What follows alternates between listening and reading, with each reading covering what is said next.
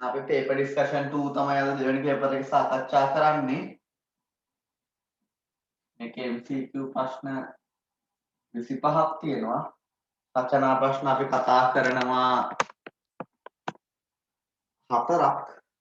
පළවෙනි ප්‍රශ්නෙට යමු. පළවෙනි ප්‍රශ්නේ කියලා තියෙන්නේ 3D මූලද්‍රව්‍ය අතරින් ඉහළම ද්‍රවාංකය හා තාපාංකය පවතින මූලද්‍රව්‍ය. ඔයගොල්ලෝ දන්නවා ද්‍රවාංක තාපාංක ගත්තොත් එහෙම M අකුරේ හැඩයට තමයි විචලනය වෙන්නේ. මේකට උඩින් තමයි තාපාංක ප්‍රස්ථාරය. M අකුරේ ඉන්නේ මැංගනීස්. නේද? එතකොට මේ දෙකම M අකුරේ හැඩේ. මේ උපරිම වෙන්නේ මෙන්න මේ පැත්තේ ඉන්න කෙනා. එතකොට පොඩි ප්‍රශ්නයක් එනවා. ස්කැන්ඩියම්, ටයිටේනියම්, වැනේඩියම්, ක්‍රෝමියම්. මේ ක්‍රෝමියම් හරි වැනේඩියම් හරි තමයි ද්‍රවාංක හෝ තාපාංක උපරිම වෙන්නේ. එතන ඕගොල්ලන්ට මතක තියාගන්නව වෙනවා. ද්‍රවාංකය නම් V අකුර. ද්‍රවා V අකුර අරක ක්‍රෝමියම් තමයි වැඩිම වෙන්නේ. ඒක ඕගොල්ලන්ට මතක තියාගන්න වෙනවා. ද්‍රවාංකය කියනකොට V කියලා මතක තියාගන්න. එහෙනම් ඉහළම ද්‍රවාංකය තියෙන වැනේඩියම්. ඉහළම ද්‍රවාංකය වැනේඩියම්. තාපාංකය තියෙන්නේ ක්‍රෝමියම්. මේ M අකුර හැඩයට අපි තියරි කතා කරලා තියෙනවා ඉහළම ද්‍රවාංක තාපාංක. එතකොට උත්තරය අංක 1. දෙවැනි ප්‍රශ්නය අහන්නේ ලිතියම් සම්බන්ධව සත්‍ය නොවන්නේ ලිතියම් කියන්නේ අපි දන්නවා පළවන කාණ්ඩය කෙනෙක්. එහෙනම් ക്ഷාර ලෝහයක්. පහළට ඉන්නේ lithium, sodium, potassium, rubidium, caesium, francium. ප්‍රතික්‍රියාශීලීත්වය අඩුම වන ക്ഷාර ලෝහය ලිතියම්ද? ලිතියම්ද? නෑ. කාණ්ඩයේ පහළට යනකොට මොකද වෙන්නේ? ප්‍රතික්‍රියාශීලීත්වය මොනවා වෙනවද? වැඩි වෙනවා. ඇයි වැඩි වෙන්නේ? ප්‍රතික්‍රියා කරන්නේ හැම වෙලාවෙම ඉලෙක්ට්‍රෝන පිට කරනවා, එක්ක ඉලෙක්ට්‍රෝන ලබා ගන්නවා, පළවෙනි කාණ්ඩය යන ඉලෙක්ට්‍රෝන පිට කරනවා. කාණ්ඩයේ පහළට ඉලෙක්ට්‍රෝන පිට කිරීමේ හැකියාවට මොකද වෙන්නේ? කාණ්ඩයේ පහළට ඉලෙක්ට්‍රෝන පිට කිරීමේ හැකියාව වැඩි වෙනවා. මොකද නෂ්ටයට තියෙන දුර වැඩි, නෂ්ටයට තියෙන බැඳීම අඩුයි, ඉලෙක්ට්‍රෝන පිට කිරීමේ හැකියාව වැඩි වෙනවා. ප්‍රතික්‍රියාශීලීත්වය එහෙනම් වැඩි වෙනවා.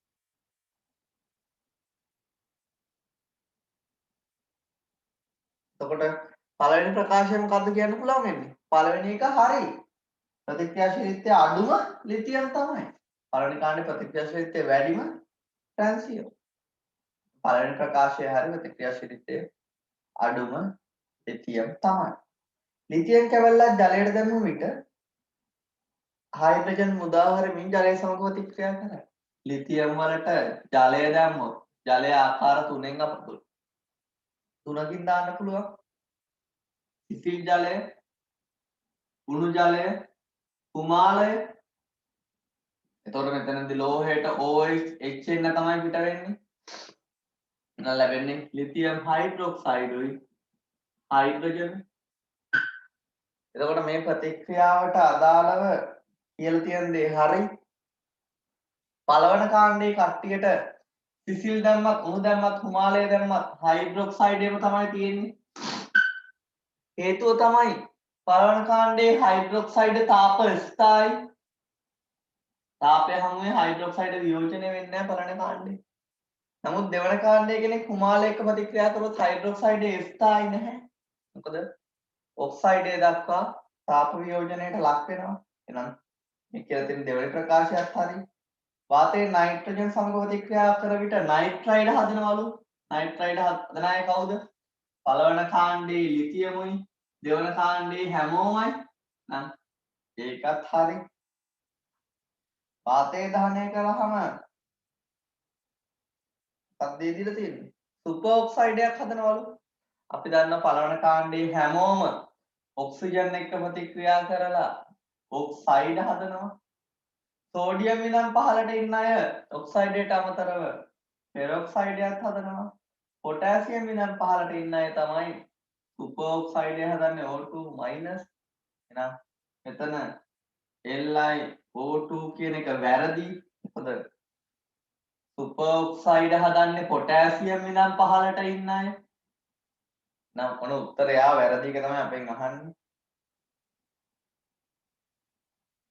පස්වෙනි ප්‍රකාශය කියන ඉහළ උෂ්ණත්වයකදී වියෝජනය වී කාබන් ඩයොක්සයිඩ් ලබා දෙන කාබනේටයක් සාධනවල අපි දන්නවා කාබනේට අතරින් කාබනේට වියෝජනය වෙන්නේ දෙවන කාණ්ඩයයි පළවන කාණ්ඩයයි කාබනේට වියෝජනය වෙන්නේ නැහැ. නමුත් ලිතියම්ගේ තාප වියෝජනය සමාන වෙන්නේ මැග්නීසියම්ට. එහෙනම් මෙයා මැග්නීසියම් කාබනේට් වගේම තමයි හැසිරෙන්නේ. මැග්නීසියම් කාබනේට් රත් කරාම මැග්නීසියම් ඔක්සයිඩුයි කාබන් ඩයොක්සයිඩුයි තමයි පිට කරන්නේ. එහෙනම් ලිතියම් කාබනේට් රත් කරා ලිතියම් ඔක්සයිඩුයි කාබන් ඩයොක්සයිඩුයි තමයි ගෙන දෙන්නේ. තාප වියෝජන පමණයි මේ විදිහට විකර්ණ සම්බන්ධතාවයත් එක්ක ලිතියම්ගේ මැග්නීසියම්ගේ එකිනෙකට සමාන වෙන්නේ. එහෙනම් දෙවෙනි ප්‍රශ්නෙට උත්තරේ අංක 4 වැරදි එක අහන්නේ වාතය රත් කළ විට සුපර් ඔක්සයිඩ් හදනවා කියන එක වැරදි.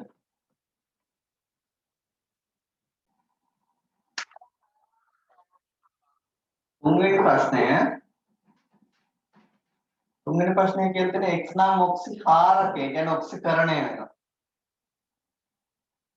එයා ඔක්සිකරණය වෙනවා එයාගේ 0.72 ග්‍රෑම් සල්ෆියුරික් අම්ලයෙන් දිය කරලා ආම්ලික කරලා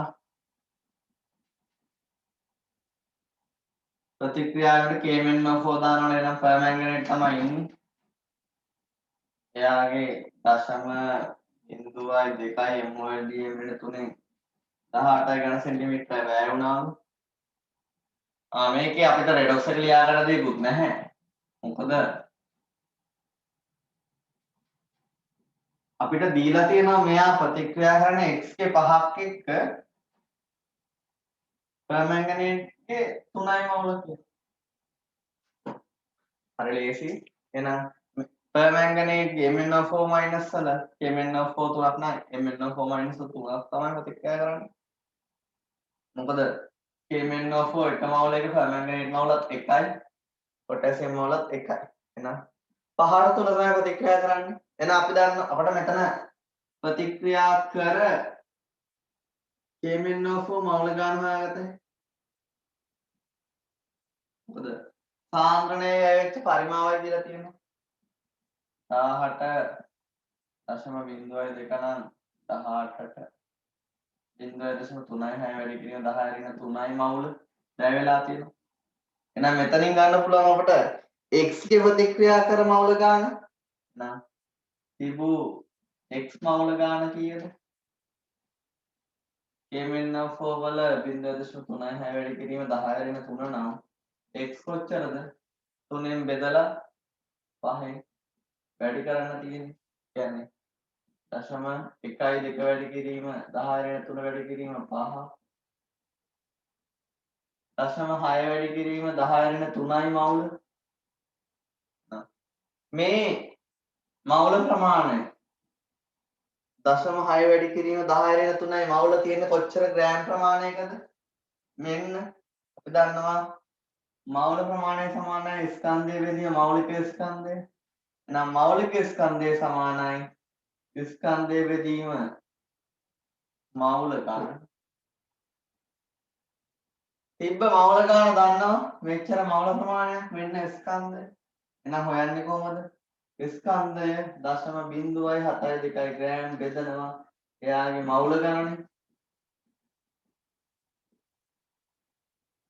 ඔක සුළු කරාම අපිට උත්තරේ එනවා 6ට 12යි 10 3 3ක් වෙන උඩට යද්දි එන 120යි ග්‍රෑම් මවුලයට එනවා. හරි ලේසි ගානක්. මවුල අනුපාතය අපිට දීලා තියෙන්නේ. මෙයාගේ 5ක් එක මෙයාගේ 3. එහෙනම් පර්මැංගනේට් ප්‍රතික්‍රියා කර මවුල ගාන හොයාගෙන ස්ටොයිකියෝමෙට්‍රිය ඇසුරෙන් x මවුල ගාන හොයා ගන්නවා. මේ මවුල ගන්න ඉන්නේ මෙච්චර ග්‍රෑම් ප්‍රමාණයක් තුල. හතරවෙනි ප්‍රශ්නේ.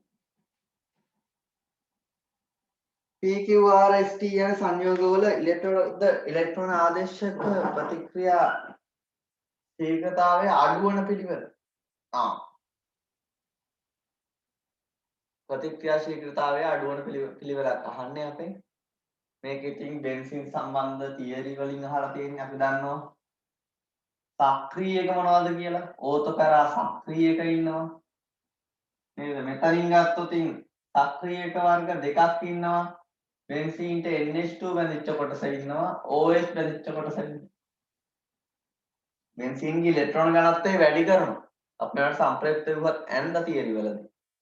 එතකොට මෙතනින් ප්‍රතික්‍රියාශීලීත්වය වැඩිම කවුද? දැන් මේක ඇත්තටම වෙන දේ තමයි මම ගන්නම්කෝ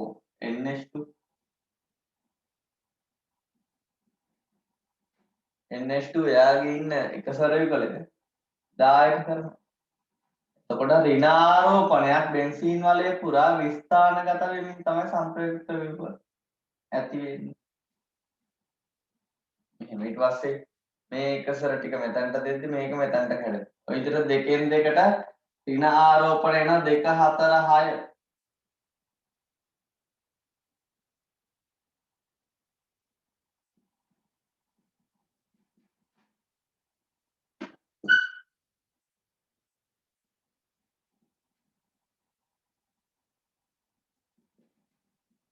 එතකොට ඊළඟ සම්බන්ධ වෙන ඉලෙක්ට්‍රෝෆයිලයේ ධන කොටසක් එයාට පහසුවෙන් සම්බන්ධ වෙන්න පුළුවන් මේ ඍණ ආරෝපණ තියෙන තැනට. ප්‍රශ්නේ තියෙන්නේ මෙතන සක්‍රියක දෙකක් දීලා තියෙනවා. NH2 OH දෙකම මේ විදිහට සක්‍රිය කරනවා. නමුත් මේ දෙන්නකින් ප්‍රබලම සක්‍රියක වෙන්නේ කවුද? NH2. හේතුව මොකක්ද? මෙතන OH බැඳුණා නම් ඔක්සිජන් තමයි විද්‍යුත් ඍණම. ඔක්සිජන් විද්‍යුත් ඍණම වේ. ඒ කියන්නේ මොකද්ද? විද්‍යුත් ඍණතාවය කියන්නේ ඉලෙක්ට්‍රෝන ඇද ගැනීමේ හැකියාව. එහෙනම් මේ ඉලෙක්ට්‍රෝන මෙතනින් දායක කරනවට වඩා එළියට ඇද ගැනීමේ හැකියාව වැඩි වෙනවා ෆීනෝල ඉඳිද්දි. හේතුව මොකද්ද? ඔක්සිජන් විද්‍යුත් ඍණම වීම. මෙතනින් දෙන්න පොඩි බාධාවක් තියෙනවා මෙතනට. හේතුව තමයි ඔක්සිජන්ගේ විද්‍යුත් ඍණතාවය වැඩි නයිට්‍රජන්ට වඩා NH2 වීම. එහෙනම් මෙතනින් සක්‍රියම වෙන්නේ NH2 ඊළඟට තමයි OH ඉන්නේ. CH3 කියන්නේ ඕතපැරා සක්‍රීය එකක්. හැබැයි එයා තමයි දුබල සක්‍රීය එකක් වෙන්නේ. මේ දෙන්නම් ප්‍රබලම මෙයා. එහෙනම් ප්‍රතික්‍රියාශීලීත්වයේ වැඩිම බෙන්සීන්ට NH2 බැඳලා ඉන්න එක. ඊට පස්සේ OH බැඳලා ඉන්න එක. ඊට පස්සේ R කාණ්ඩ CH3 බැඳලා ඉන්න එක. ඔන්න ප්‍රබලම කට්ටිය. එතකොට ඊළඟට බෙන්සීන් ඉන්න ඕන ආවම වෙන්නේ වික්‍රියක. වික්‍රියක අතරින් කවුද ඊළඟට? ඊළඟට ඕතපැරා වික්‍රියක Br වගේ හැලජනයක් සම්බන්ධ වෙලා තිබ්බොත් මොකද වෙන්නේ? මෙයා එකසර දෙන්න පුළුවන් එකසර ඉන්නවා මෙතනට. හැබැයි හේලයිඩේ හැලජනේ විද්‍යුත් ඍණතාවය වැඩි හින්දා ඒගොල්ලෝ වික්‍රියක වෙනවා. හැබැයි මේ හැලජන වලින් ඇති කරන වික්‍රීයකතාවය අඩුයි මෙටා වික්‍රීයක වලට වඩා. එහෙනම් ඉතා ප්‍රබලම වික්‍රීයක වෙන්නේ මෙටා NO2 සම්බන්ධ වුණා. මෙටා වික්‍රීයක.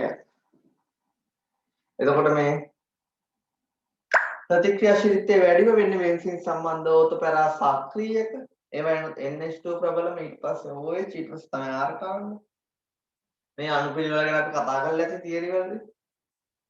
බෙන්සීන්ට වඩා වික්‍රීය ප්‍රතික්‍රියාශීලීත්වය ආම වෙන්නේ ධනාරෝපණයේ ස්ථානගත වෙනවා නම් බෙන්සීන් වලේ පුරා. ඒ ධනාරෝපණය ස්ථානගත කරන්නේ මෙටායල් කාරක.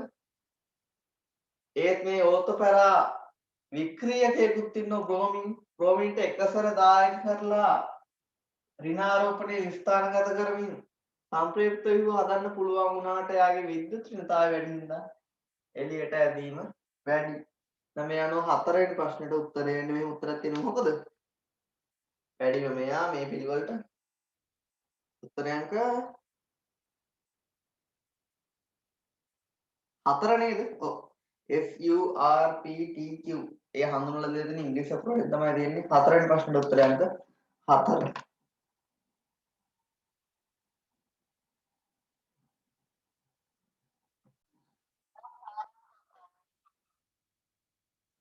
පස්වෙනි ප්‍රශ්නය අපිට සංයෝගයක් දීලා තියෙනවා.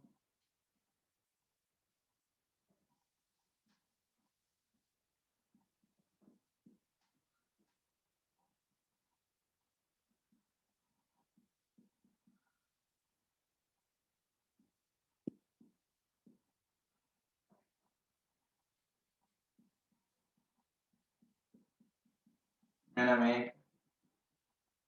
මේ සංයෝගය රත් කරාම කැල්සියම් ඔක්සයිඩ්,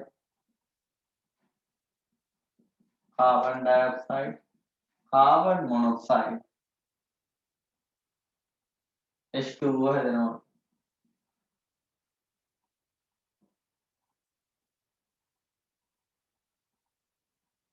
ඒතර මේක කියනවා කැල්සියම් ඔක්සයිඩ් ජලය ලැබුණු ස්කන්ධ දීලා තියෙනවා 5.6 ජලය 5.4 අහන්නේ මෙතන x වලාගේ මුලින්ම කරගන්න ඕනේ මේ ලැබිච්ච අයගේ දීලා තියෙන ස්කන්ධ ලැබිච්ච අයගේ මවුල ගාන හොයාගත්ත හැකි. හැබැයි x වලින් මේක තුලිත කරගන්න ඕනේ. කැල්සියම් ඔක්සයිඩ් කැල්සියම් වල එකයි නම් එකයි. කාබන්ල 4ක් ඉන්නවා. 2යි 4යි. අපි කාබන්ට දැම්මොත් එහෙම 2ක් 2ක්. එතකොට කාබන් ප්‍රමාණය හරි. මේ පැත්තේ ඔක්සිජන්ලා 2යි 4යි 8යි 9ක් ඉන්නවා. 9ක් ඉන්නවා. මේ පැත්තේ ඔක්සිජන්ලා ගන්න 2යි 4යි 8යි 8 ධන ඔක්සිජන්ලා මෙතන 1යි x වලින් ගුණ වෙනවා. 8 ධන x නේද? තේරුණාද? 1 4 8 x වෙන ඔක්සිජන් ගන්න මේක. මේ පැත්තේ ඔක්සිජන් ගන්න මෙතන 1යි 2 4 6 7 4යි 6යි 7යි මේ පැත්තේ 7යි ඉන්නේ ජලය තුලිත කර ගන්න ඕන. x ප්‍රමාණයක් එකතු වෙන්නත් ඕන. ඒ වගේම එකකුත් එකතු වෙන්න ඕන. එහෙනම් x ධන 1යි. දැම්මම හරි නේද? 8 ධන x නේද ඔක්සිජන්ලා දෙපැත්තෙම. හයිඩ්‍රජන්ලා ගන්න බලමු. මේ පැත්තේ හයිඩ්‍රජන්ලා 2යි මේ පැත්තේ 2යි x. එහෙනම් හරිනේ හයිඩ්‍රජන්ලත් මෙතන දෙකෙන් ගුණ වෙන්න ඕනේ 2යි x ධන 2යි. ඔන්න ඔක්කොම තුලිතයි. එකක් අමාරුයි. x වලින් තුලිත කර ගන්න ඕනේ දෙපැත්ත. එහෙනම් අපිට පේනවා කැල්සියම් ඔක්සයිඩ් මවුල ගාන කීයද දාලා තියෙන්නේ? 5.4 බෙදනවා ග්‍රෑම් කැල්සියම් ඔක්සයිඩ්ගේ මෞලික ස්කන්ධය. කැල්සියම් 4යි ඔක්සිජන් 16යි. නේද? 40 16යි. sorry 5.6යි. 40යි 16යි 56යි. 56 ග්‍රෑම් මවුලට. එහෙනම් කැල්සියම් ඔක්සයිඩ් මවුල ගාන 0.1යි.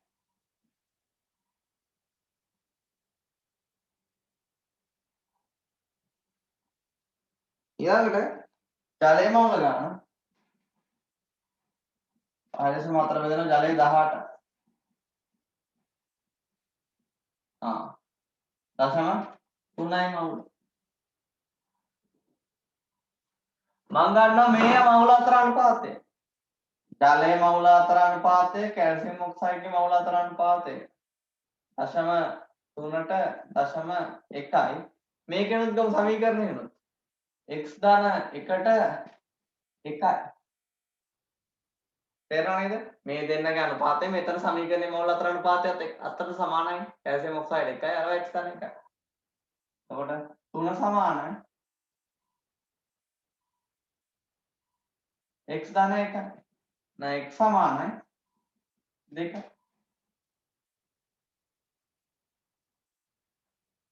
x දෙන්න ඕනේ කීයද? 2 උත්තරයක් තියනවද? ඔව් පළවෙනි උත්තරේ.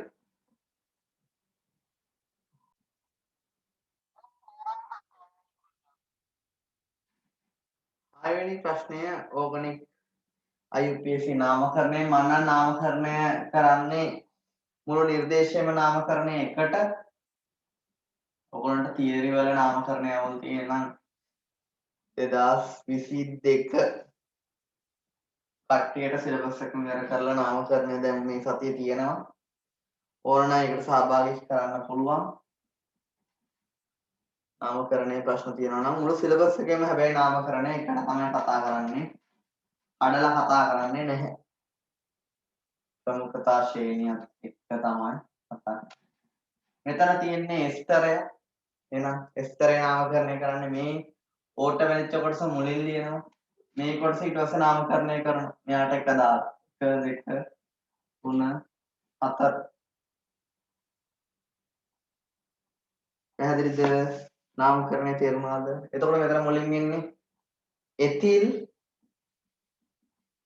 පස්සේ මෙයාගෙන ආයාගේ 3ට ඉන්නවා මෙතිල් කොටසක්. එහෙනම් 3 මෙතිල් ද්විත්ව බන්ධනයේ තියෙන්නේ 3ට. එහෙනම් කොහොමද ලියන්නේ? කාබන් 4 නම් බියුට් ද්විත්ව බන්ධනයේ තියෙන 3ට හින්දා 3 ඊන්. හැබැයි මේකේ ස්තරයක් හින්දා ඊ අකුර කැපිලා මොකක්ද වෙන ප්‍රත්‍ය? ඔයේට්. CO ට එක එන්න තමයි හැම වෙලාවෙම අපි ගන්න. එහෙනම් නම් මොකක්ද? Ethyl 3 methyl but 3 enoate. මේ විදිහට උත්තර තියනවද? ඔව් උත්තරය අංක 3. 7 වෙනි ප්‍රශ්නය. ඇමෝනියා හා N2H4 යන වායු මිශ්‍රණයක් සෙල්සියස් 26 දී තබා ඇත්තේ 0.6 වැඩි කිරීම 10.5 පීඩනයක් යටතේය. පොඩ අපිට දීලා තියෙනවා ඇමෝනියා N2H4 මේ දෙන්න ඉන්නේ 0.6 වැඩි කිරීම 10.5 පීඩනය සෙල්සියස් 27. මිශ්‍රණය 18 ගෙනාවම කෙල්ලෙන් 18 ගෙනාවහම විඝටනය වෙනවලු N2 3 H2 ඔක්කොම ගෑස්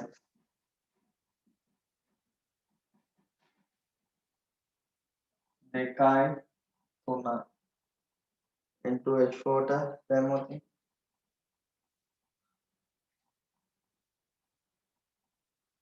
N2 දෙකයි H2 ගෑස්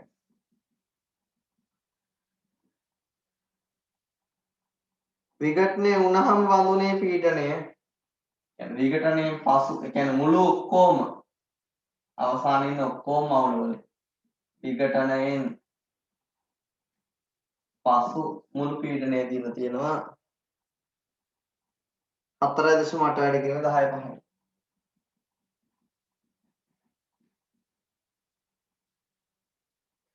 ඉතින් අපිට ලියා ගන්න වෙනවා x කින් x හරි y හරි දාගෙන ලියා ගමු.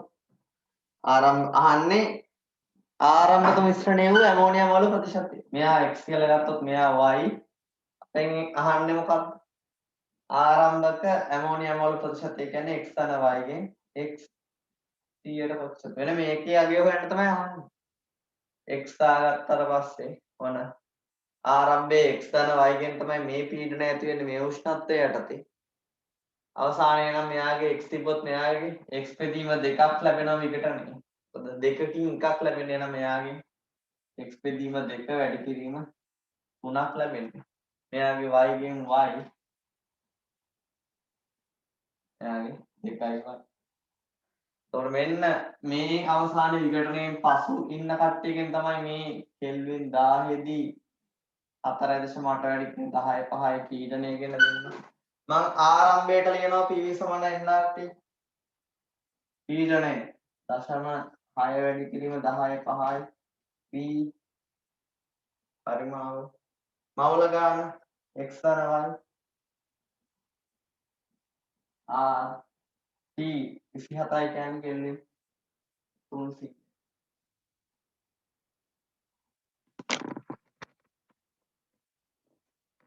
එක සමීකරණයක් ගත්තා.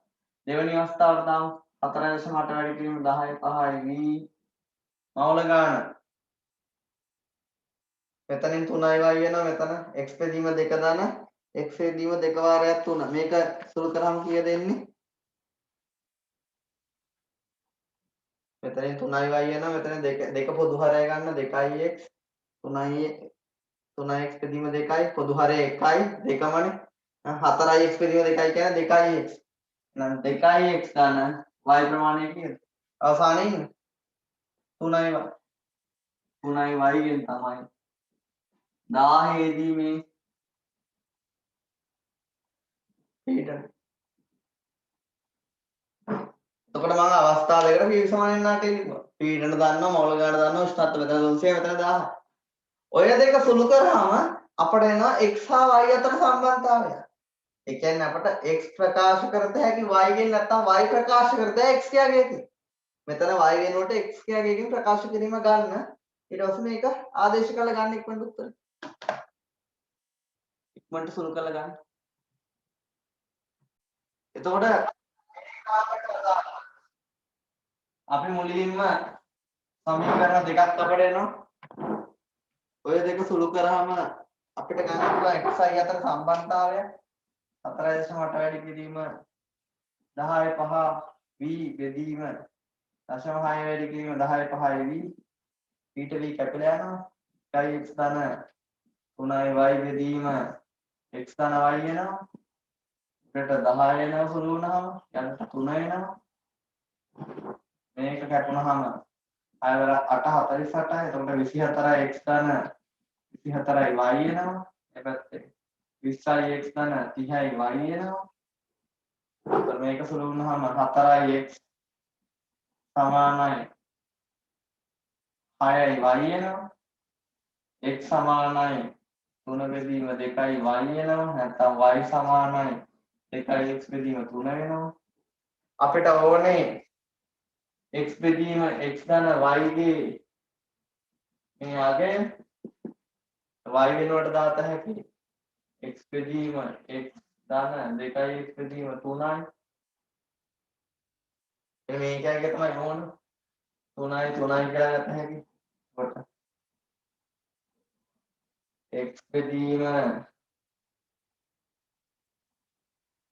3 උඩට ගත හැකි 3ix යටට 5ix 100ට 5න් 3 කියන්නේ 160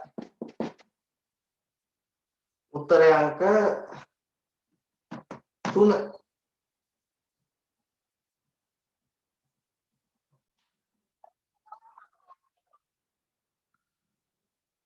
අටවෙනි ප්‍රශ්නේ ආයනීකරණ ශක්තිය විද්‍යුත් ඍණතාව පරමාණුකාරය පොටෑසියම් ආගන් ක්ලෝරින් කියන කට්ටියක තමයි අහන්නේ. එතකොට මේකේ දෙවන ආයනීකරණය අහන්නේ. එතකොට ආයනීකරණය නම් විචලනය වෙන්නේ ආත්මක් විචලනය. එතකොට අපි දන්න දේ තමයි දෙවන ආයනීකරණ ශක්තිය වැඩි වෙන්නේ දෙවෙනියට ඉවත් කරන ඉලෙක්ට්‍රෝනය නිෂ්ක්‍රීය වායු වින්‍යාසයක් බෙදලා නම. එහෙනම් දෙවන ආයනීකරණය උපරිම වෙන්නේ කාගේද? පළවෙනි කාණ්ඩයේ ඉන්න පොටෑසියම්ගේ තමයි දෙවන ආයනීකරණය වැඩිම වෙන්නේ. ඊට පස්සේ නිෂ්ක්‍රීය වායුවේ නිෂ්ක්‍රීය වායුව කවුද මෙතන ඉන්න නියොන් ආගන් ඊට පස්සේ ආගන්ට පස්සේ ඉන්න ක්ලෝරින්. तर දෙවන අයනීකරණය නම් උපරිම වෙන්නේ පොටෑසියම් ඊට පස්සේ ආගන් ඊට පස්සේ ක්ලෝරින්. මේ I2 විතරනේ. එහෙනම් බලන්න ඔය දීලා තියෙන සටහනේ මේ අණුපිළිවෙල තියෙන කෙනෙක් ඉන්නවද කියලා. ඒ අනුව බලන්න. තොර අයනීකරණය වැඩිම පොටෑසියම්. දෙවන අයනීකරණය වැඩිම වෙන්නේ පළවෙනි කාණ්ඩයයි. දෙවන අයනීකරණය අඩුම වෙන්නේ පළවෙනි කාණ්ඩයයි. දෙවනි අයනීකරණය අඩුම පළවෙනි අයනීකරණය අඩුම කාගේද? පළවන අවම අයනීකරණය තියෙන්නේ පළවන කාණ්ඩයයි. දෙවන අයනීකරණය උපරිම වෙන්නේ පළවන කාණ්ඩය. n ඍණ එකනේ. දෙක වැඩිම වෙන්නේ දෙවන අයනීකරණය පළවෙනි කාණ්ඩය. තුන්වෙනි අයනීකරණය එහෙනම් 3 ඍණ 1 දෙවන කාණ්ඩයයි. අවම වෙන්නේ ඒ සමාන කාණ්ඩයක්. දෙවන අයනීකරණය අවම වෙන්නේ දෙවන කාණ්ඩයයි. පළවන අයනීකරණය අවම වෙන්නේ පළවන කාණ්ඩයයි. ඒක එලිකමේ ගන්න. ඊළඟට විද්‍යුත් ඍණතාව. විද්‍යුත් ඍණතාව ගත්තොතින්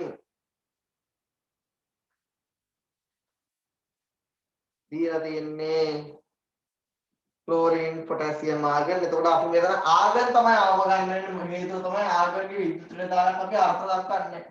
මොකද බන්ධනයක ඇති පරමාණුවක් වගේ බන්ධන ඉලෙක්ට්‍රෝන සමාවිතර ඇද ගැනීම හැකියාව තමයි විද්‍යුත් ඍණතාවය වෙන්නේ. නමුත් අපි දන්නවා ආගන් බන්ධනම ගන්න. එහෙනම් යාර විද්‍යුත් ඍණතාවක් ගන්න බැහැ අපට. පළවෙනි කාණ්ඩේ පොටෑසියම් වැඩිම වෙන්නේ ක්ලෝරින්. ඔන්න විද්‍යුත් ඍණතාව විචලන. ඊළඟ එක පරමාණු කාර්ය විචලනය. පරමාණු කාර්ය වැඩිම වෙන්නේ. පළවෙනි කාණ්ඩේ ඉන්න පොටෑසියම් එක තමයි අරේ වැඩිම. ආවර්තයක වමේ සිට දකුණට යන අරේ මොකද වෙන්නේ? අඩු වෙනවා. අරේ වැඩිම පොටෑසියම් ඊට පස්සේ හැලජනය ආව වෙන්නේ ආවෙන්. හොඳට බැඳලා තියෙනවා ඉලෙක්ට්‍රෝන ගන්න වැඩි වෙන්න ශක්තිය සමග බැඳීම වැඩි වෙන හින්දා අරය අඩු වෙනවා ආවර්තයක වමේ සිට දකුණට යන. ඒතර මේ කරුණු තුනම තියෙන මේ chart එක බලන්න. තුනක් පැහැදිලි නේ මොකද? 8ට 3 තුන්වෙනි උත්තරේ ඔක්කොම හරියට සංසන්දනය යනවා. පොටෑසියම් ඉඳන් ක්ලෝරීන්ට යනකොට පොටෑසියම්ට වඩා ක්ලෝරීන්ගේ දෙවන අයනීකරණය අඩුයි. ඊට පස්සේ y විද්‍යුත් ඍණතාවය වැඩි වෙන පොටෑසියම්ට වඩා ක්ලෝරීන්ගේ ඒකත් හරි. ඒසෙත් අඩු වෙනවා. පරමාණු කර්ණය අඩු. දැන් ක්ලෝරීන් සිට ආගන්ට I2 අයනීකරණය වැඩි වෙනවා. පරමාණුක අරය ඒත් අඩු වෙනවා. විද්‍යුත් ඍණතාවය අඩු වෙනවා. ඒකත් පොටෑසියම් සිට ආගන්ට බලද්දී පළවෙනි අයනීකරණය පොටෑසියම් ආගන් ඉඳන් පොටෑසියම්ට වැඩි වෙනවා. ඊළඟට විද්‍යුත් ඍණතාවය පොටෑසියම් ඉඳන් ආගන්ට යද්දී ඒත් හරියනවා. පරමාණුක අරය ඔක්කොම ටික හරි. ආගන් ඉඳන් පොටෑසියම්ට යද්දී වැඩි වෙනවා නේද? ඒතර උත්තරය අංක 3 8ට 3.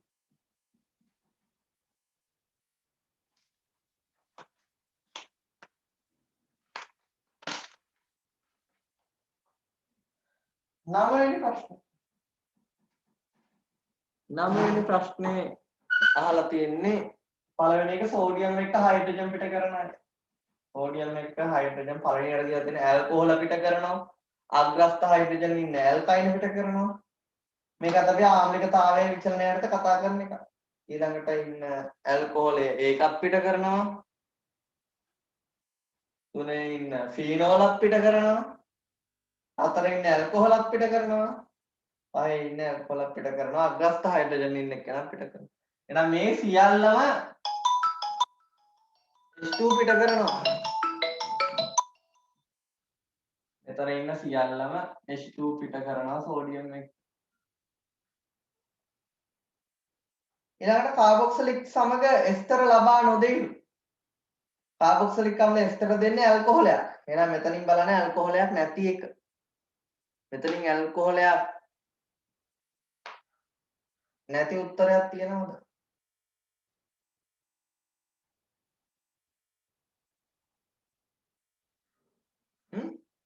පළවෙනි එකේ ඇල්කොහොලයක් ඉන්නේ එහෙනම් මේක වෙන්න බෑ.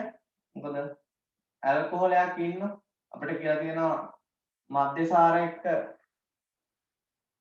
කාබොක්සිලික් අම්ල එක්ක එස්තර දෙන්නේ නැහැලු. කාබොක්සිලික් අම්ල එක්ක එස්තර දෙන්නේ නැහැ කියන්නේ ඇල්කොහොලයක් නැහැ කියන්නේ. ඇල්කොහොලයක් ඉන්න හින්දා එක වැරදි දෙක ඒත් ඇල්කොහොලයක් ඉන්නවා. තුන අන තුනේ ඇල්කොහොලයක් නැහැ. හතරෙත් ඉන්නවා පහෙත් ඉන්නවා. එහෙනම් උත්තරේ පහසුවෙන්ම ගන්න පුළුවන්. උත්තරය අංක 3 ඉන්නේ ෆීනෝලය. ෆීනෝල කාබොක්සිලික් අම්ලත් එක්ක එස්තර දෙන්නේ. ෆීනෝල එස්තර දුන්නේ කාත් එක්කද? ආම්ල ක්ලෝරයිඩත් එක්ක. අම්ල හේලයිඩත් එක්ක පමණයි ෆීනෝල එස්තර දෙන්නේ. ෆීනෝලික් එස්තර. කාබොක්සිලික් එක්ක එස්තර දෙන්නේ කවුද? කාබොක්සිලික් එක්ක ඇල්කොහොලත් දෙනවා නේද? හැබැයි ෆීනෝලත් එක්ක එස්තර දෙන්න කාබොක්සිලික් අම්ල වලට බෑ. අම්ල ක්ලෝරයිඩයක්ම ඉන්න ඕනේ. අපි එස්තර තියරි යටතේ මේක කතා කරනවා. නම් හොඳට මතක තියාගන්න ෆීනෝලික එස්තර හැදෙන්න අම්ල ක්ලෝරයිඩ් ඉන්නම ඕන. හැබැයි ඇල්කොහොල එක්ක එස්තර දෙන්න කාබොක්සිලික් අම්ල වලටත් පුළුවන් අම්ල ක්ලෝරයිඩ් එක්කත් පුළුවන්. නම් උත්තරය අංක 9ට උත්තරය අංක 3.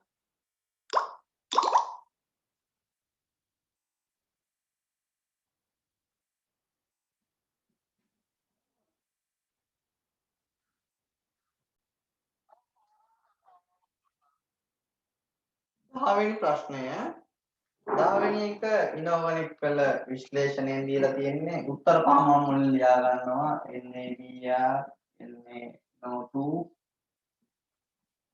calcium bromide calcium nitride strontium nitride පළවෙනියට කියනවා තනුක HCl එක දුඹුරු පාට තනුක අම්ල සමග දුඹුරු නම් NO2 වෙම වෙන්න ඕන තනුක අම්ල සමග වායු පිට කරන වේද ෂෝට් නෝට් එක දීලා ඇති ෂෝට් නෝට් එක මේක තියෙනවා තනුක අම්ලත් එක නයිට්‍රේට් වෙන්න බෑ එහෙනම් NO2 මයිනස් එකක්ම ඉන්න ඕන Br මයිනස් දුඹුරු පාට Br2 පිට කරන්නේ සාන්ද්‍ර අම්ලත් එක්ක නම් මේක වෙන්න බෑ මේක වෙන්න බෑ උත්තර දෙකක් නිකම්ම අයින් වුණා ආම්ලික KMnO4 අවර්ණ කරනවා KMnO4 අවර්ණ කරනවා නම් පර්මැංගනේට් Mn ධන දෙක බවට ඔක්සි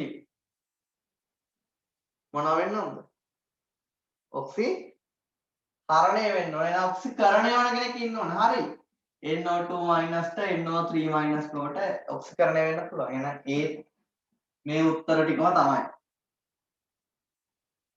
ඉසෙට් බන්සල් දැල්ලේ වර්ණය ඇති කර නමුත් එය රන්වන් කහ පැහැයද කහ පාටද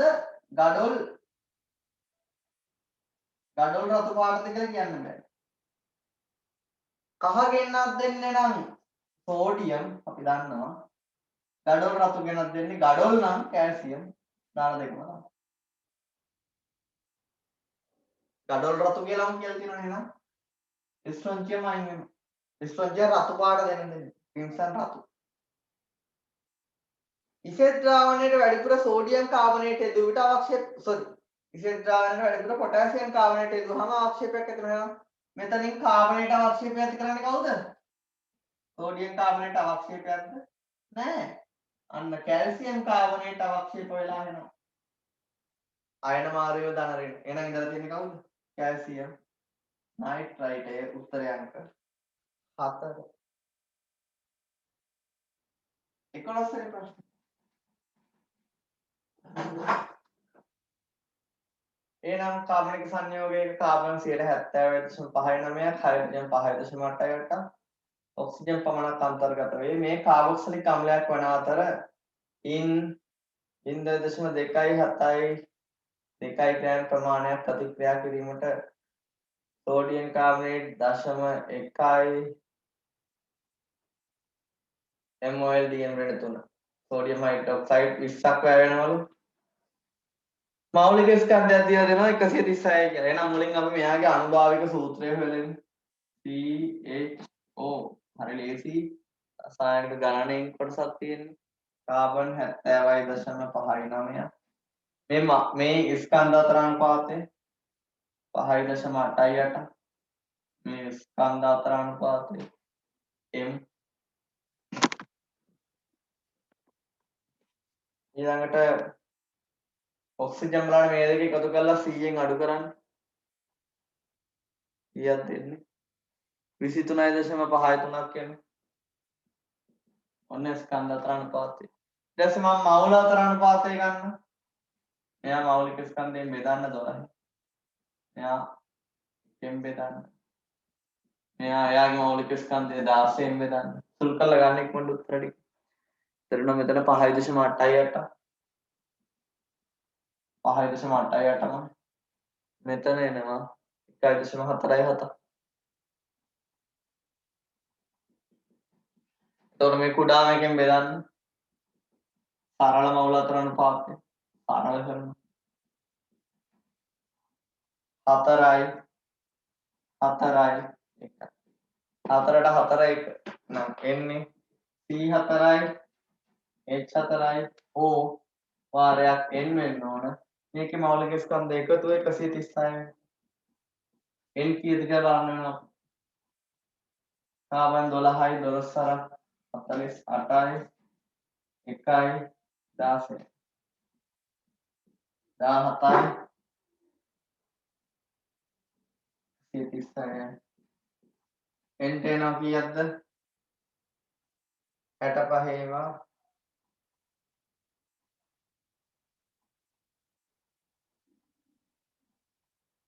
ආසන්න කීයද එන්නේ?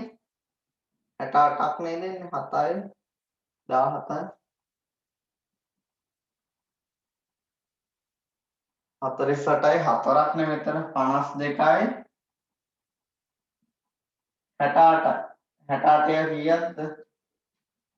136 න් සමානයි 2. එහෙනම් මෙන්න අනුභාවික සූත්‍රය C4යි H4යි O අනුක සූත්‍රය මෙයාගේ දෙගුණයක් n 2 වුණා එහෙනම් C8යි H8යි O 2. ඔන්න අපි එහෙනම් අනුභාවික සූත්‍රයත් ඇහුවා අනුක සූත්‍රයත් ඇහුවා. ඒතර පළවෙනි මේකේ වෙන්න ඕන සත්‍ය ප්‍රකාශය නෙවෙයි අසත්‍ය ප්‍රකාශය. පොඩි අවුලක් තියෙනවා. එතකොට ඕකේ උත්තර 4ක්ම හරියව තියෙන්නේ. මේකේ අසත්‍යයක තමයි අහන්න ඕන. කමක් නැහැ ඒක. ඔයගොල්ලන්ට ඕල් දෙනවා. අනුභාවික සූත්‍රය හරි C4යි H4යි O. අනුක සූත්‍රයත් හරි C8යි H8යි O. මේ ඇරෝමැටික කාබොක්සිලික් අම්ලයක් විය හැකිලු. ඇරෝමැටික කාබොක්සිලික් අම්ලයක්. කොට ඒක හදන්නේ කොහොමද?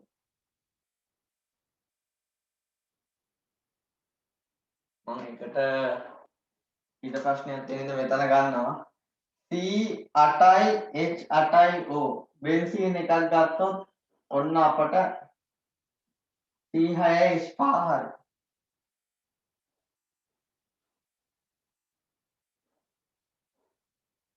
එහෙනම් ඊට පස්සේ C6යි H5 හරි තව කාබන්ල දෙකක් ගන්න.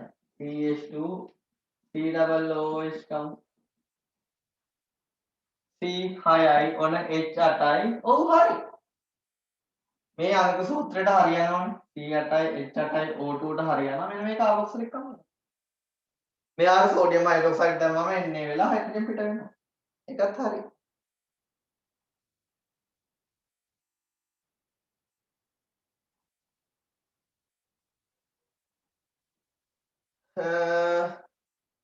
එතකොට පොඩ්ඩක් මේක මට හදන්න තියෙන මේ ටිකේ සටහන් කරගන්න ඕනේ සටහන් කරගන්න ඉක්මනට. මකන්න වෙන කොටසක් මට මේකේ ඉතුරු කොටස පැහැදිලි කරන්න. දැන් අපිට මේකේ ආපු අනුක සූත්‍රය තමයි C8යි H8යි O2. මේ ව්‍යුහයට මේ සූත්‍රයට අදාළ ව්‍යුහ අපිට අඳින්න පුළුවන් බෙන්සීන් ඇරෝමැටික වෙන්න පුළුවන් කියලා CH2 COOH ඇඳහම C8යි H8. තව විදිහකට මේක අඳින්න පුළුවන් සමාව කරන්න මේකට CH3 කරලා මේකට COO බෙන්සීන්ට COOH සම්බන්ධ නැහැ ඒක සුදු පාට අවශ්‍යක බෙන්සොයික් අම්ලය එහෙනම් මේක ඇරෝමැටික් කියලා ඉන්න පුළුවන් හැබැයි අපිට ඒක එකපාර කියන්න බෑ අපිට කියලා තියෙනවා සෝඩියම් හයිඩ්‍රොක්සයිඩ් මේ අතර ප්‍රතික්‍රියාව සෝඩියම් හයිඩ්‍රොක්සයිඩ් මවුල කොච්චරක් වැය වෙලාද අපිට සාන්ද්‍රණය දීලා තියෙනවා 0.1 20 කියන්නේ දෙක වැඩි කිරීම 10 ඍණ 3යි මවුල වැය වෙලා මේ සංයෝගයේ ඉඳලා තියෙන මවුල ගන්න කොච්චරද සංයෝගයේ ස්කන්ධය දීලා තියෙනවා එහෙනම් සංයෝගයේ මවුල ගන්න හොයත හැකි සංයෝගයේ ස්කන්ධය 0.272 ග්‍රෑමයාගේ මවුලගේ ස්කන්ධයෙන් බෙදෙනවා 136යි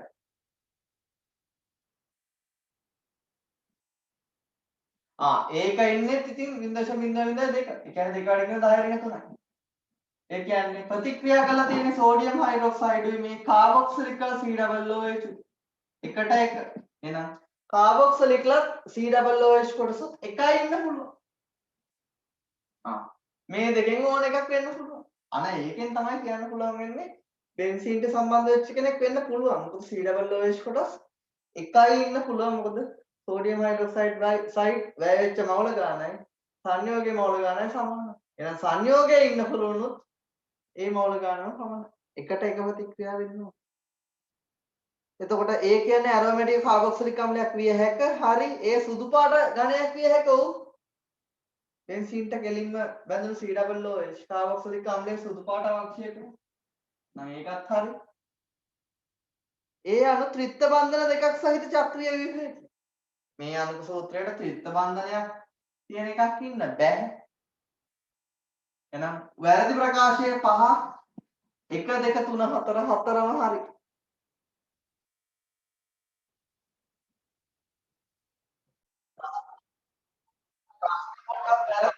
ප්‍රශ්නේ අහන්න ඕනේ හරිනම් අසත්‍ය වන්නේ කියලා ප්‍රශ්නේ තියෙන්නේ සත්‍ය වන්නේ සත්‍ය පිළිතුරු හතරක් තියෙනවා 1 2 3 4 හතරෙන් ඕන එකක් හරිනම් ලකුණු දාන්න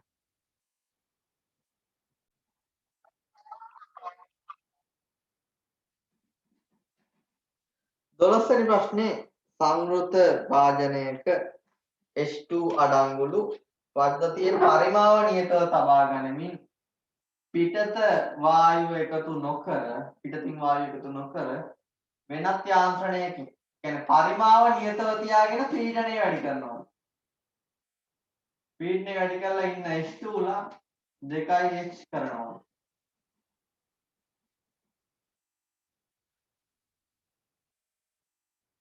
පළවෙනි ප්‍රකාශය කියනවා මෙහෙම කරාම ඝනත්වය වැඩි වෙනවා ඝනත්වය කියන්නේ ස්කන්ධයේ වේදීම පරිමාව නියතයි ස්කන්ධය වැඩි වෙනවද මෙතන ඝනත්වය වැඩි වෙන්න නම් ස්කන්ධය වැඩි වෙන්න ඕන ස්කන්ධය වැඩි වෙන්නේ නැහැ මොකද අපි පිටතින් වායුව එකතු කරලා නැහැ වායුව එකතු කර නැත මෙතන පීඩනය නම් වැඩි වෙන්නේ PV සමානයි nRT අනුව පීඩනය වැඩි වෙද්දි මවුල ගාන වැඩි වෙනවා හේතුව තමයි ඉඳපු මවුල ගාන n හිටියනම් මෙතන 2n වෙනවා පරමාණු බවට පත් වෙද්දි මවුල ගාන වැඩි වෙනවා වායු මවුල ප්‍රමාණය වායු අණු සංඛ්‍යාව වැඩි වෙනවා හැබැයි ඉන්න ස්කන්ධය මොකද වෙන්නේ ස්කන්ධය නියත වෙනවා මෙතන හයිඩ්‍රජන් ස්කන්ධය හයිඩ්‍රජන් පරමාණු වල ස්කන්ධය එකම මෙතන H2 විදියට මෙතන H විදියට මෙයාගේ ස්කන්ධය ගත්තොත් H එකක් හයිඩ්‍රජන් එකක ස්කන්ධය එකයි එන දෙකක දෙකයි මෙතනට ගත්තත් හයිඩ්‍රජන් එකක් එකයි ස්කන්ධය එහෙනම් දෙකයිම තමයි ස්කන්ධ නියතයි එහෙනම් ඝනත්වය කියන්නේ වැඩි වේ ඝනත්වය වෙනස් වෙන්නේ නැහැ D වෙනස් නොවේ අලුතෙන් එකතු කරලා නැහැ වායු මැක්ස්වෙල් බෝල්ට්ස්මාන් ව්‍යාප්ත චක්‍රයේ පුළුල් වීමක් සිදු වේ මැක්ස්වෙල් බෝල්ට්ස්මාන් චක්‍රයක වේගය සමග අනුභාගයේ ප්‍රස්ථාරය යන්දිද්දී ප්‍රස්ථාරයේ වර්ගඵලයෙන් කිව්වේ ඉන්න අණු සංඛ්‍යාව අණු මවුල ප්‍රමාණයට සමානුපාතිකයි එතකොට මවුල ගාන වැඩි වුණා නම් ප්‍රස්ථාරය යටතේ තියෙන වර්ගඵලය මොකද වෙන්නේ වැඩි වෙනවා හරි. B හරි පුළුල් වීම සිද්ධ වෙනවා. මොකද මවුල සංඛ්‍යාව වැඩි වෙලා. අණු සංඛ්‍යාව වැඩි වෙලා හැබැයි ස්කන්ධේ නියතව තියාගෙන තමයි වෙලා තියෙන්නේ. C එක කාලයකදී අණුවක් මගින් සිදු කරන ගැටුම් සංඛ්‍යාව අඩු වේ. ගැටුම් ගණන අඩු වෙනවද?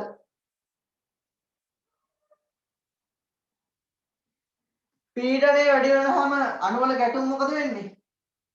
පීඩනය වැඩි වුණාම ගැටුම් වැඩි වෙනවා. චාලක ශක්තියදී කතා කරනවා. එක කාලයක සිදුවන ගැටුම් ගණන වැඩි වෙනවා පීඩනය වැඩි පීඩන තත්ත්වයකට තියෙන්නේ. දැන් ඒක වැරදි. අඩු වේ කියලා දෙන ගැටුම් වැඩි වෙනවා. D මධ්‍යයන චාලක ශක්තිය වැඩි වේ. වායු අණුවල මධ්‍යයන චාලක ශක්තිය කියන්නේ 2න් 3යි kT. K කියන්නේ අපි දන්නවා R බෙදීම අවගාඩ්‍රෝ නියතය. නම් චාලක ශක්තිය රඳා පවතින මොකක් මතද? උෂ්ණත්වය මත. හැබැයි මෙතන උෂ්ණත්වය නියතයි. උෂ්ණත්වය මෙතන නියතයි. උෂ්ණත්වය නියත නම් චාලක ශක්තිය මොකද වෙන්නේ? චාලක ශක්තිය නියත වෙනවා. එතකොට හරි ගියේ මොකද්ද? B විතරයි. B විතරක් හරි ගියා නම් උත්තරය අංක 5. 12ට 5. හොඳ ප්‍රශ්නයක් එක.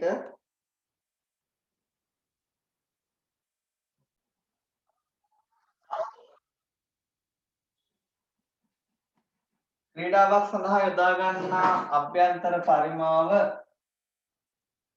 60 ඝන සෙන්ටිමීටර වන දෘಢ පන්දුවක පීඩනය දීලා තියෙන 1.3 වැඩි කිරීම 10යි 5යි වංචා සහගත ක්‍රීඩකයෙකු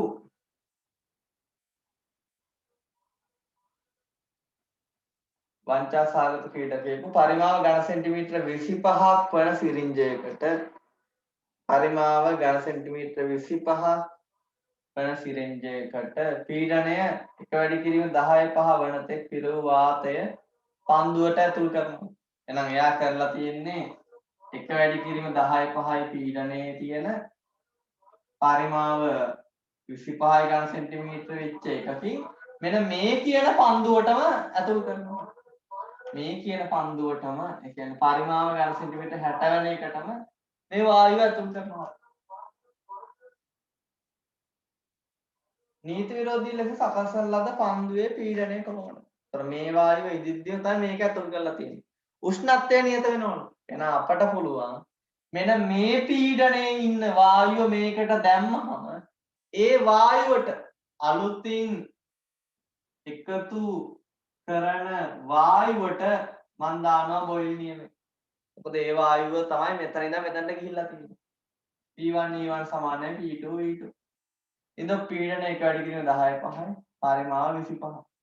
නව පීඩනය 60යි ඝන සෙන්ටිමීටරයට තමයි ඉන්නේ. ඕක සුළු කරාම 5යි 12. ක්‍රම P2 වෙනවා. මේ වායුව ඇතුළට දැම්මහම ඇතිවන නව පීඩනය කීය දෙන්නේ? සුළු කරලා බලන්න. 5 වෙදීම 12. 0.41යි කීයද? 6යි 7යි.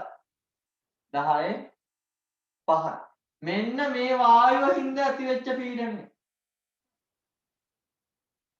අහන්නේ පන්දුවේ නව පීඩනය. මේ අලුතෙන් එකතු කරපු පීඩනයේ හින්දා ඇතිවෙච්ච නව පීඩනය. එහෙනම් අලුතෙන් එකතු කරාම ඇතිවන පීඩනය ගන්න කොහොමද? ආරම්භක පීඩනය අලුතෙන් එකතු කරපු පීඩනයේ එකතු. එම නිසා නව පීඩනය වෙන්නේ අලුතෙන් අර එකතු කරපු හින්දා 0.4යි 1යි 6යි 7 වැඩි කිරීම 10යි 5ට එකතු වෙන්න ඕන 1.3යි 5 වැඩි කිරීම 10යි. උත්තරේ එනවා 1.7යි ගන්න. 1.7යි 6යි 7ක්. 1.7යි 6යි 6යි 7 වැඩි කිරීම 10යි 5. එහෙම උත්තරයක් තියෙද බලන්න. හරි උත්තරයක් තියෙනවා 1.7යි 7 වැඩි කිරීම 10යි 5යි. 1.7යි 7 වැඩි කිරීම 10යි 5 තියෙනවා උත්තරය අංක 5. මුලින්ම කරේ මොකද්ද? අලුතෙන් එකතු කරපු මේ පීඩනයට තියෙන මේ පරිමාණ වායුව එකතු කරාම මේ බෝලය තුල හටගන්නා පීඩනය හොයන්න ඕන. උෂ්ණත්වය නියත හින්දා එයාගේ පරිමාව දන්නවා එම වායුව හින්දා අලුතෙන් එකතු කරපු මෙච්චර පීඩනයක් ඇති වෙනවා. මෙච්චර ඉඳපු පීඩනයක් යටතේ එකතු කරපු එකට තමයි අර ප්‍රමාණය එකතු කරන්නේ. පැහැදිලි නේද?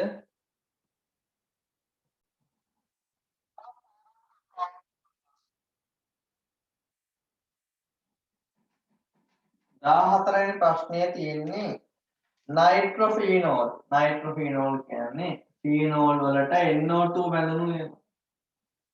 ඔන්න ෆීනෝල්. ඕතෝ නම් NO2 ඉන්නේ ඕතෝ තැනට. පැරා නම් හතරවෙනි ස්ථානයට. මෙන්න ඕතෝ මෙන්න පැරා. අහන්නේ පළවෙනි කොටස. තාපාංකය වැඩිම වෙන්නේ පැරා නයිට්‍රොෆීනෝල් වල. තාපාංකයට බලපාන සාධක දෙකයි මෞලික ස්කන්ධයයි අන්තර් අණුක ආකර්ෂණ බල. මෞලික ස්කන්ධය දෙන්නගෙම එකයි. එහෙනම් අන්තර් අණුක ආකර්ෂණ බල තමයි බලන්න වෙන්නේ. අන්තර් අණුක ආකර්ෂණ බල කියන්නේ අණු අතර ඇතිවන ආකර්ෂණ බල. මේ දෙක සරකුවාම අන්තර් අණුක ආකර්ෂණ බල ප්‍රබලම කාර්යද? මේකෙදි දෙන්නගෙම හයිඩ්‍රජන් බන්ධන තියෙනවා. හයිඩ්‍රජන් බන්ධනයක් කියන්නේ ප්‍රබල විද්‍යුත් ඍණ FON හරහා හයිඩ්‍රජන් බැඳීමෙන් නැතිවන බන්ධන. හැබැයි මේ ඕතෝ තැන තියෙන්නේ මොන හයිඩ්‍රජන් බන්ධනද? අණුව තුල අන්තක් අණුක හයිඩ්‍රජන් බන්ධන. අණු අතර නෙවෙයි එයාගේම අණුව තුල හයිඩ්‍රජන් බන්ධන තියෙනවා. මොකද OH වලට ආසන්නව තමයි NO2 ඉන්නේ ඕතෝ තැන ඉදිද්දි. එතකොට ඒක අණු එක්ක බැඳිනවට වඩා එයාගේම අණුව තුල අණුව තමයි බැඳෙන්නේ. හැබැයි මේකේ OH NO2 අතර දුර හින්දා මේ NO2 වෙන නයිට්‍රොෆීනෝල් අණුවක H එක්ක තමයි හයිඩ්‍රජන් බන්ධන ඇති කරගන්නේ. දැන් හොඳට මතක තියාගන්න ඕතෝ තැන ඇති වෙන්නේ අන්තක් අණුක හයිඩ්‍රජන් බන්ධන. හැබැයි පැරා තැනට ඉන්නවා නම් ඇති වෙන්නේ අන්තර් අණුක හයිඩ්‍රජන් බන්ධන. එහෙනම් මෙන්න අණු අතර බැඳීම වැඩි පැරා තන. එහෙනම් තාපාංකය වැඩි වෙන්නේ කාගේද? පැරාගේ තමයි තාපාංකය වැඩි වෙන්නේ ඕතෝට වඩා. නම් මේ ප්‍රකාශය හරි. P නයිට්‍රොෆීනෝල් වලයි කියන එක. B ප්‍රකාශය අහන්නේ මේ සම්බන්ධවම ආම්ලිකතාවයේ විචලනයක් අහන්න. ආම්ලිකතාවය කියන්නේ H+ පිට කිරීමේ හැකියාව. එතකොට OH ගෙන් ෆීනෝල්ගෙන් H2 පිට වෙන්න නම් මේ හයිඩ්‍රජන් අයන නිදහස් වෙන්න ඕන. H+ නිදහස් කිරීමේ හැකියාව තමයි ආම්ලිකතාවය. එහෙනම් මේ බන්ධනයේ තියෙන ඉලෙක්ට්‍රෝන දෙකම ඔක්සිජන් ඇදගත්තොත් තමයි හයිඩ්‍රජන්ට H+ විදියට ඉවත් වෙන්න පුළුවන්. එහෙනම් ඇදීම වැඩි වෙන්න ඕනේ මෙහෙට. මෙහෙට ඇදීම වැඩි වෙන්නේ වික්‍රියකයක් බැඳුනොත්. එහෙනම් NO2 බැඳුනොත් එළියට ඇදීම වැඩි. එහෙනම් මේ ෆීනෝල වල ප්‍රතික්‍රියාශීලීත්වය ආම්ලික බව අම්ලයක් විතර හැසිරීමේ හැකියාව වැඩි වෙනවා. මොකද එළියට අදින්නේ. එළියට ඇදීම වැඩිම වෙන්නේ කාගේද?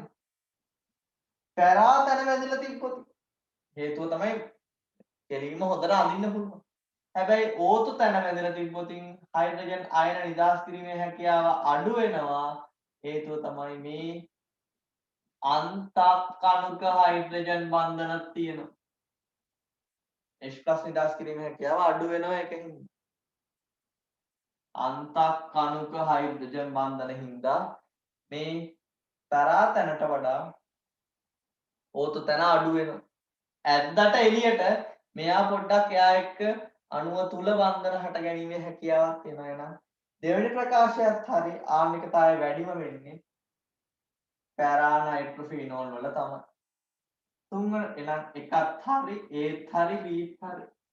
C ප්‍රකාශය කියනවා සෝඩියම් කාබනේට් එක්ක කාබන් ඩයොක්සයිඩ් පිට කරන්නේ ඕතෝ නයිට්‍රොෆීනෝල් වලට පමණයි. හොඳට අහගන්න. ෆීනෝල් ගත්තොත් ෆීනෝල් වල ආම්ලිකතාවය අනුව එයාට ප්‍රතික්‍රියා කරන්න පුළුවන් සෝඩියම් හයිඩ්‍රොක්සයිඩ් එක විතරයි. සෝඩියම් එකත් H2 පිට කරන්න පුළුවන්. හැබැයි මෙයාට සෝඩියම් කාබනේට් සෝඩියම් බයිකාබනේට් එක්ක ප්‍රතික්‍රියා කිරීමට තරම් ආම්ලිකතාවයක් නැහැ. හැබැයි ඕතෝ පැරා මෙටා ඕනෑම ෆීනෝල් තැනකට බැඳිච්ච NO2 එකකට පුළුවන් මේ ඕනම එකකට පුළුවන්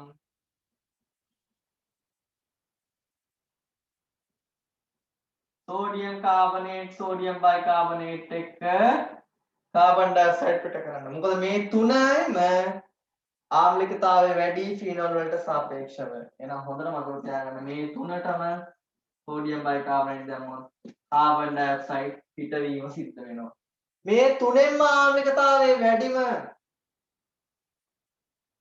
පැරා තැන වැඩිම පැරා ඊට පස්සේ ඕතෝ මෙටා තමයි අඩුම. වැඩිම පැරා ඊට පස්සේ මෙටා ඊට පස්සේ ඕතෝ අඩුම වෙන්නේ මෙටා. මේ තමයි ඕතෝ පැරා මෙටා විදියට නයිට්‍රොෆීනෝල් වල ආම්ලිකතාවය විචලනය වෙන විදිය. එහෙනම් මේ ප්‍රශ්නෙට අනුව C ප්‍රකාශය වැරදි. මොකද තුනම ඕතෝ පැරා මෙටා තුනම සෝඩියම් බයිකාබනේට් එක්ක කාබන් ඩයොක්සයිඩ් පිට කරනවා. එහෙනම් AB විතරයි හරි. උත්තරේ අංක 3 14ට 3.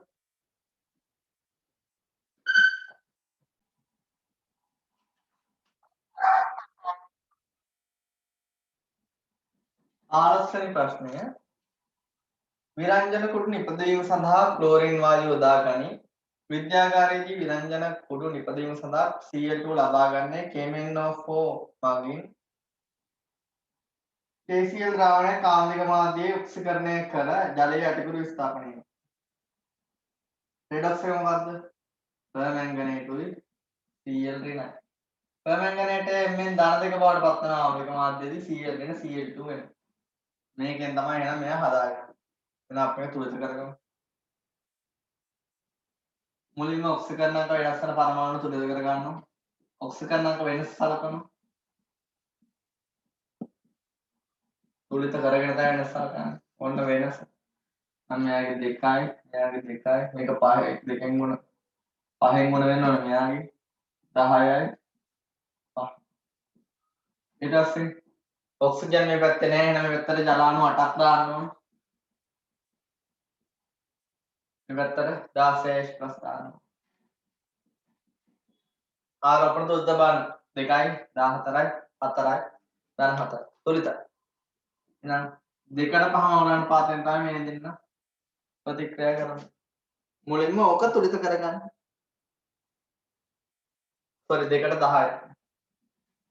1කට 5ම උරන් පාත.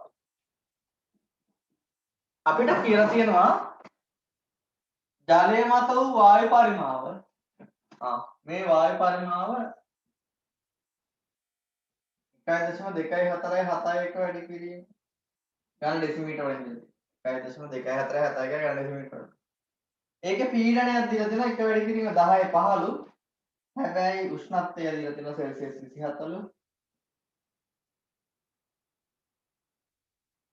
ඒ වගේම කියලා තියෙනවා මෙතන තියෙන්නේ පිට වෙච්ච ක්ලෝරීන්ගෙන් මෙතනට දායක වෙලා තියෙන්නේ 140ක් ජලයේ දිය වෙනවා. එහෙනම් වායුව ඉදිරියේ ඉන්නේ 160යි. එහෙනම් මේ පිට වූ ක්ලෝරීන්ගෙන් 160ක් තමයි මේ පීඩනය මේ පරිමාවෙ ඉන්නේ.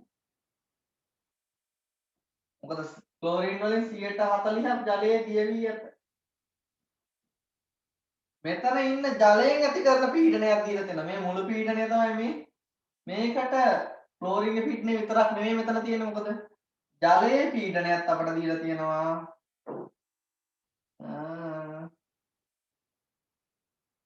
4යි බිංදු කීයක්ද? 4. එහෙනම් මේ ඇති වෙච්ච පීඩනයත් ක්ලෝරින්ගේ පීඩනය නෙමෙයි මෙතන තියෙනවා මොකක්ද? ජලයේ සංතෘප්ත වාෂ්ප පීඩනය. ජලයෙන් ඇති වෙච්ච වාෂ්ප පීඩනයක් තියෙනවා. එහෙනම් අපිට ක්ලෝරින්ගේ පීඩනය හොයාගන්න නම් මුළු පීඩනයෙන් අඩු කරන්න වෙනවා. කාගේද? ජලයේ පීඩනය. ජලය අපේ 4 10 5 වෙන්න හදු 0.4 වැඩි කියන 10 5. ක්ලෝරින් වලින් පමණක් ඇති වෙච්ච පීඩනය 0.6 වැඩි කිරීම 10. මේ පීඩනය මේ පරිමාණය මේ උෂ්ණත්වයේ ඉඳිද්දී එන ක්ලෝරින් මවුල ගාන හොයාගත්ත හැකි. ඒ ක්ලෝරින් මවුල ගාන කියන්නේ 160ක් පිට වෙච්ච අය. මොකද 140ක් ජලයේ දිය වෙලා. එහෙනම් මේ ක්ලෝරින්ට අපි දානවා පීවිස් මන එන්න. පීඩනය දන්නවා ක්ලෝරින්ගෙන් 0.6 වැඩි කිරීම 10 පහ. පරිමාව දන්න 1.2 4 7 1 වැඩි කිරීම 10යි. ඉන්න 3යි. මොකද ඝන මීටර කරන්න ඕනේ. මවුල ගාන තමයි හොයාගන්න ඕනේ. R 8.3 1 4යි. උෂ්ණත්වය 27යි කියන්නේ කෙල්වින් 300.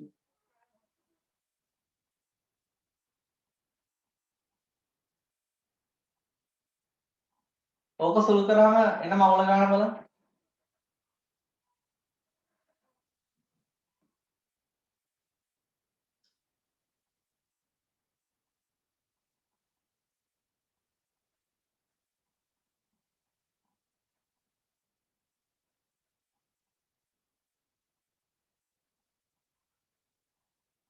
මවුල එනවා 0.03.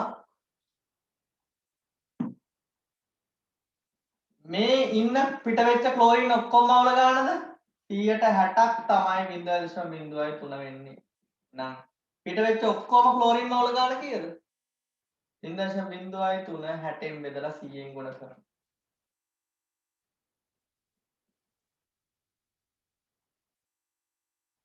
තොරේනවා 0.05යි මවුල ක්ලෝරින් ඔක්කොම පිට වෙලා. දැන් ඔන්න අපි හොයාගත්ත පිට වෙච්ච මුළු ක්ලෝරින් මවුල ගාන 100ට මවුල ගාන 0.05. අපේ ප්‍රශ්නේ අහන්නේ KMnO4 ස්කන්ධය. එහෙනම් මෙයාගේ පහක් පිට වුණා නම් KMnO4 කීයක් ඉඳලා දෙනවා? දෙකක් ඉඳලා. එහෙනම් කීයද KMnO4 මවුල ගාන? 0.0යි කීයද 0.02යි නේද? පහට දෙකනේ 0.05 නම් KMnO4 මවුල ගාන 0.02යි මවුල. දැන් KMnO4 මවුල ගාන දන්නවා. KMnO4 මවුල ගණන 0.02යි මවුල. එහෙනම් KMnO4 ස්කන්ධය හොයන්න. ස්කන්ධය හොයන්න 0.02 ගුණ කරනවා KMnO4 ගේ මවුලික ස්කන්ධය. Potassium 39යි, මැංගනීස් 55යි, oxygen 16යි. KMnO4 48 55 ධන 39. කීයද එන්නේ මවුලික ස්කන්ධය? 158යි. එහෙනම් ඔන්න ඔසුළු කරලා තියන්න. කොට 316යි දශම ස්ථාන දෙකක් තිබ්බම 3.16ක් නේ. 3.16යි ග්‍රෑම් තමයි KMnO4 ස්කන්ධය. උතර උත්තරේ අංක එනවා 2. ගාන ලේසි පොඩක් අමාරු කරලා තියෙන්නේ. මේ පීඩනය දීලා තියෙන්නේ මුළු පීඩනයේ ජලයේ පීඩනයයි ක්ලෝරින්ගේ පීඩනයයි. ජලයේ සංතෘප්ත වාෂ්ප පීඩනයක් දීලා. දැන් අපිට හොයාගන්න ඕනේ වෙනසෙන් ක්ලෝරින් වල පමණක් ඇති කරන පීඩනය. ඊට පස්සේ ක්ලෝරින්ගේ මවුල ගාන ගන්න. මේ මවුල ගාන කියන්නේ 140ක් ක්ලෝරින් පිට වෙච්ච ක්ලෝරින් මේ ඉන්න ඔක්කොම ක්ලෝරින් මවුල ගාන නෙමෙයි. මොකද 140ක් එතනින් ජලයේ දිය වෙනවා. එහෙනම් ජලයේ දිය නොවි තිබ්බ 160 මවුල ගාන මෙච්චර නම් පිටව මුළු මවුල ගාන හොයා ගන්න ක්ලෝරින් 0.05.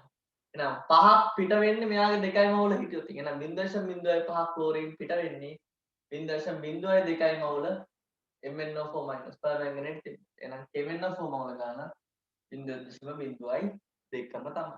මොකද KMnO4 එකක පොටෑසියම් මවුල 1යි පර්මැංගනේට් මවුල 1යි. පර්මැංගනේට් මවුල ගාන සමානයි KMnO4 මවුල ගානට. පර්මැංගනේට් මවුල ගාන 0.02 නම් පොටෑසියම් පර්මැංගනේට් මවුල ගාන 0.02යි. මවුල ගාන ස්කන්ධය කරන්න යාගේ මවුලික ස්කන්ධයෙන් ගුණ කරනවා. කොට උත්තරය ආව 3.16. උත්තරය අංක 2.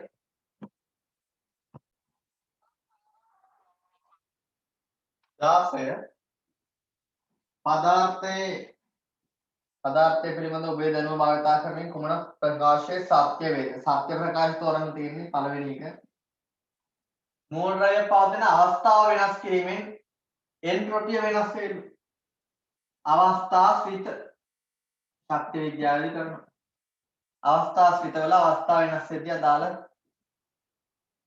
අගයන් වෙනස් වෙන මොනවාද අවස්ථාශ්‍රිත? එන්තැල්පිය අවස්ථාශ්‍රිතය, එන්ට්‍රොපිය අවස්ථාශ්‍රිතය. එකයි සම්මත අවස්ථාවලට අදාළව අගයන් දීලා තියෙන්නේ. සම්මත අවස්ථාවේ සම්මත මූලට වල එන්තැල්පිය ශුන්‍යයි එන්ට්‍රොපියට ගියත් වෙනවා එහෙනම් එන්ට්‍රොපිය කියන්නේ අවස්ථා ස්ථිතියක් වෙනම් අවස්ථා වෙනස් වෙද්දී එන්ට්‍රොපිය වෙනස් වෙනවා එහෙනම් ඒ ප්‍රකාශය හරි හේතුව තමයි අවස්ථා ස්ථිතියක් වීම B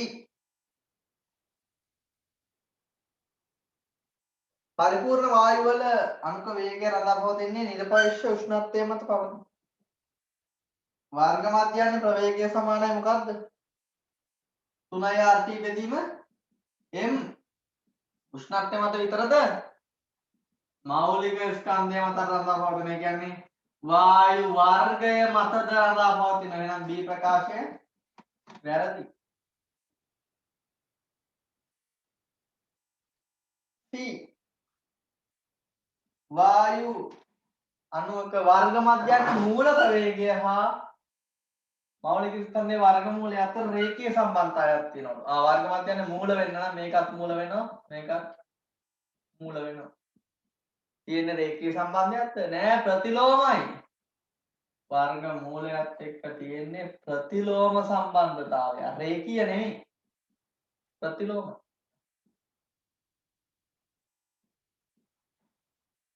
D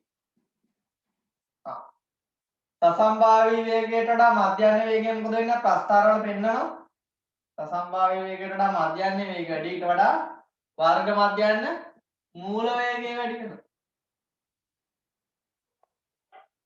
එහෙනම් ඒ තියෙන විදිය හරි එහෙනම් හරි ගියේ AD කියන්නේ AB 1 BC 2 CD 3 AD කියන්නේ උත්තර අංක 4 එහෙනම් 16ට 4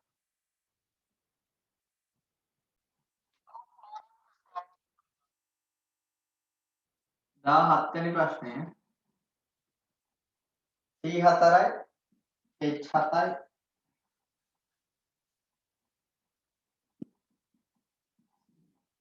CNH 2n වගේ එහෙනම් දෙත්ත බන්ධනයක් වෙන එකක් තමයි මේ තියෙන්නේ CH3 C මේවට H CL එක කොහොමද එහෙනම් මේක දිත්ත බන්ධන උපරිම දෙකක් ඉන්න පුළුවන් කියන එක වැරදි. දිත්ත බන්ධන එකයි තියෙන්නේ CNH දෙකයි. D ප්‍රතිරූප අවයව යුගලක් සහිත සංයෝගයක් විය හැකියි. ප්‍රතිරූප අවයව කියන්නේ අසමමිතික කාබන් නැත්නම් කෛරල් කාබන් කෙනෙක් ඉන්න පුළුවන්.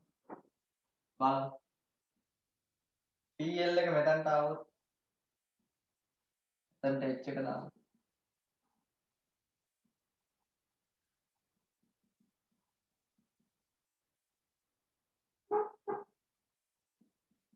ඔව් අසමමිතික කාබන් කෙනෙක් කියන ප්‍රතිරූප අවයව සමායක තියෙන පුළුවන්. හරි. ඊළඟට සිස්ටාන් සමායකතාව පෙන්වන්නේ හැකලු. සිස්ටාන්ස් බලමු. එන අනිවාර්යයෙන්ම Cl එකක් ඉන්න ඕනේ දිත්ත බන්ධන කාබන්ට. මෙතන C ට CH2 එකක් දාගෙන ගියා. මෙතනට ආය H එකකුයි CH3 එකකුයි දාලා.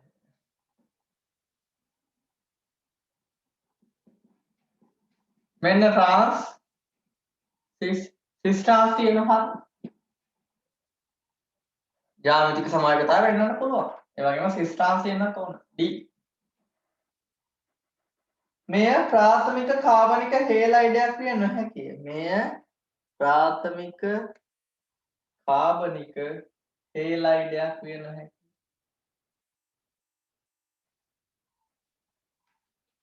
ප්‍රාථමික කාබනික හේලයිඩ කියන්නේ මොකක්ද? Cl සම්බන්ධිත කාබන්ට මොනවද එකක්ද? R කාණ්ඩ එකක් තියෙනවා. එහෙනම් මේ Cl එක ඉන්න කාබන්ට H ලා දාලා CH2 CH චිත්ත බන්ධන CH2 Cl බඳුණු කාබන්ට H2යි R එකයි. මෙන්න ප්‍රාථමිකයි ඉන්න පුළුවන්. වැරදි.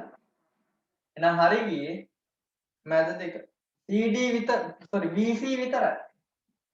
BC කියන්නේ උත්තරයන්ක AB 1 BC 2 උත්තරයන්ක 2. හොඳ ප්‍රශ්නයක් මේක. ප්‍රාථමික කාබනික හේලයිඩය.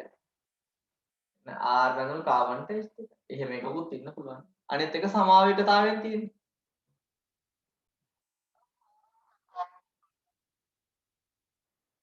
18.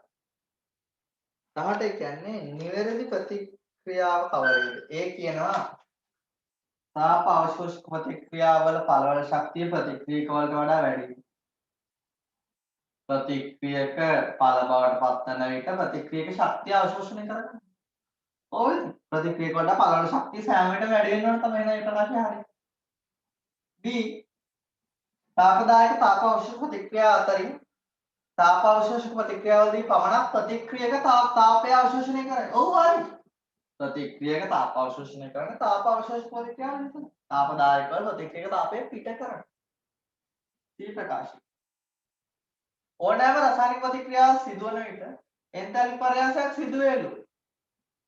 වැරදි. ඩෙල්ටා H බිඳුව වෙන ඒවා තියෙනවා. කැඩෙන බන්ධන වල ශක්තිය සෑදෙන බන්ධන ශක්තියට සමාන ප්‍රතික්‍රියා තියෙනවා. හැබැයි මේවා දුර්වලයි. يعني ගොඩාක් නෑ මේ වගේ. දුර්ලභයි. මේ වගේ වෙනවා අඩුයි. හැබැයි තියෙනවා කැඩීමේදී බන්ධන වල ශක්තිය සෑදීමේදී බන්ධන ශක්තියට සමාන වෙනවා තියෙනවා. අඩුයි හැම ප්‍රතික්‍රියා. D ගිබ් ශක්තිය ඍණ වුවද ස්වයංසිද්ධව සිදු නොවන ප්‍රතික්‍රියාව පවතී. ඩෙල්ටා G ඍණ නම් අපි කියනවා ස්වයංසිද්ධ. එහෙනම් මේ ප්‍රකාශය වැරදි. හැබැයි සමහර ප්‍රතික්‍රියා තියෙනවා ඩෙල්ටා G ඍණයි ප්‍රතික්‍රියාව වෙනවා ස්වයංසිද්ධ ප්‍රතික්‍රියාව සිදුවේ. හැබැයි ශීඝ්‍රතාවය ඉතා අඩුයි. ශීඝ්‍රතාවය අඩු නිසා අපට නිරීක්ෂණය කළ නොහැක. මේකේ නම් ප්‍රශ්නේ කිසි අවුලක් නැහැ. ඩෙල්ටා G ඍණයව ස්වයංසිද්ධව සිදු නොවේ කිව්වොත් වැරදි. හැබැයි කිව්වනම් ඩෙල්ටා G ඍණ වුවද සමහර ප්‍රතික්‍රියා නිරීක්ෂණය කළ නොහැක කියලා. එහෙනම් හරි. ඩෙල්ටා G ඍණ වුණාම ප්‍රතික්‍රියාව වෙනවා. හැබැයි අපට පියවියකින් පේන්නේ නැහැ. එහෙනම් ශීඝ්‍රතාවය ඉතා අඩු. එහෙනම් උත්තරය වෙන්නේ ඒකේ AB විතරයි නේද?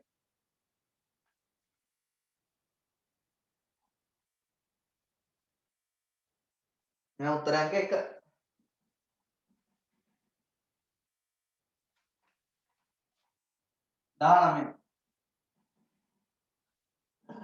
බන්ධන විඝටන ශක්තියින් විචලනය අහනවා. අපි දන්නවා බන්ධනය දික් වෙනවා සමගම බන්ධන ශක්තිය අඩු වෙනවා. හැබැයි මේක ක්ලෝරින්, බ්‍රෝමීන්, අයඩීන් ගේ තමයි මේ විදිහට යන්නේ. ක්ලෝරින්ගේ බ්‍රෝමීන් හා අයඩීන් අතරාගයක් තමයි තියෙන්නේ. හේතුව තමයි මෙයාගේ ඉලෙක්ට්‍රෝන ඝනත්වය වැඩි. F2 කියන්නේ කුඩා පරමාණුවක්. ඉලෙක්ට්‍රෝන 7 ඉන්නවා බාහිර කවචේ. ඉලෙක්ට්‍රෝන ඝනත්වය වැඩි වීම හින්දා ඉලෙක්ට්‍රෝන අතර විකර්ෂණ වැඩි. කියන්නේ බන්ධනයේ විඝටනය වෙන්න අඩු ශක්තිය තමයි වන්නේ. දැන් වැඩිම ක්ලෝරින් ඊට පස්සේ බ්‍රෝමීන් ඊට පස්සේ තමයි ෆ්ලෝරින් අඩුම අයඩීන්. බන්ධනයේ දිග වැඩි වෙනස් සමගම බන්ධන ශක්තිය අඩු වේ කියන කතාවට ගැලපෙන්නේ මේ තුන විතරයි. මෙයාගේ ඉලෙක්ට්‍රෝන ඝනත්වය වැඩි වීම හින්දා ඉලෙක්ට්‍රෝන අතර විකර්ෂණ හේතුවෙන් බන්ධන ශක්තිය අඩු. දැන් ඒ ප්‍රකාශය වැරදි.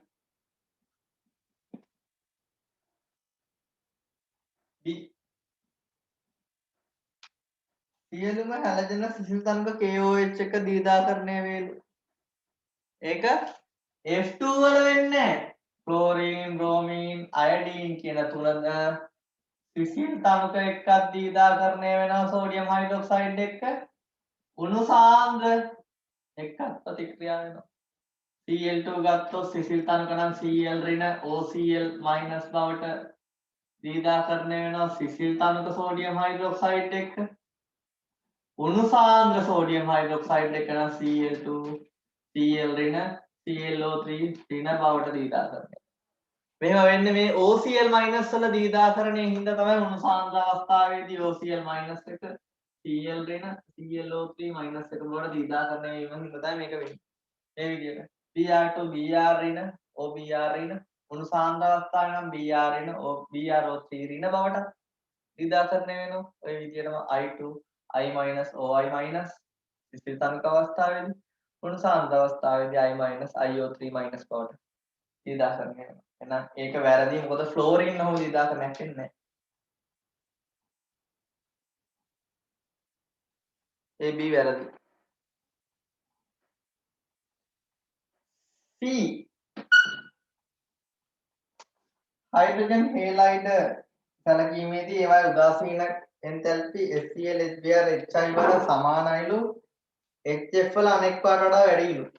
HCl HBr HI තුනම ප්‍රබල අම්ල හින්දා උදාසීනීකරණ එන්තැල්පිය ඍණ 57.3 කිලෝජූල් පිට කරනවා. හැබැයි HF දුබල හින්දා 54 වඩා අඩු වෙන්න ඕනේ. හැබැයි HF වල අපි කතා කරා සෝඩියම් හයිඩ්‍රොක්සයිඩ් එකේ NaF හැදෙනවා. F- කේ සජලනයේ හින්දා එයාගේ අරේ ඉතා අඩුයි. ඒකින්ද ඉලෙක්ට්‍රෝන ඝනත්වය වැඩි. මෙයාගේ සජලනය වැඩි හින්දා පිටවන තාප ප්‍රමාණය ඍණ 54 වඩා වැඩි වෙනවා. කියන්නේ මේ ප්‍රබල අයටත් වඩා දුබල HF එකේ පිටවන තාප ප්‍රමාණය ගොඩාක් වැඩි වුණා. මේක විශේෂ සිද්ධියක්. මොකද දුබල අයගේ පිටවන තාප ප්‍රමාණය 54 වඩා අඩු වෙන්න ඕනේ. හැබැයි දුබල අම්ලයේ විදියට HF ඉන්නනම් පිටවන තාප ප්‍රමාණය වැඩි කොහොමද? මොකද F- කියන්නේ ඉතා කුඩා පරමාණුවක්. ඒකේ ආරෝපණය වෙදී යන පෘෂ්ඨ වර්ගඵලය ඉතාමත් අඩුයි. කියන්නේ පෘෂ්ඨිකාරෝපණ ඝනත්වය වැඩි. එතකොට සජලනයේදී පිටවන තාප ප්‍රමාණය වැඩි. පොත් ජලයත් එක්ක හොඳට බන්ධන හදා ගන්න පුළුවන් ආරෝපණ ඝනත්වය වැඩි වීම හින්දා.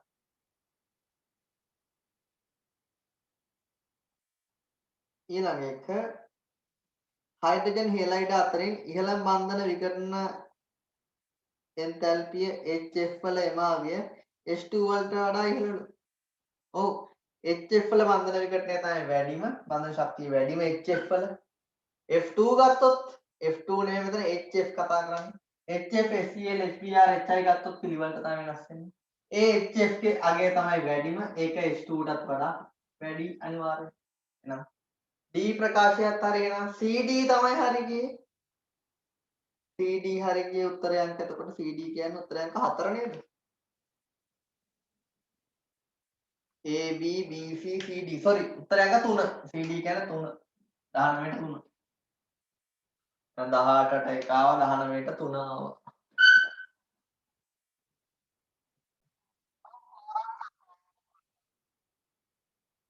20 වෙනි ප්‍රශ්නේ. ඉසෙට් සඳහා ප්‍රස්ථාරය දීලා තිබුණු සම්පීඩිතා සාධකයේ පීඩනයත් එක්ක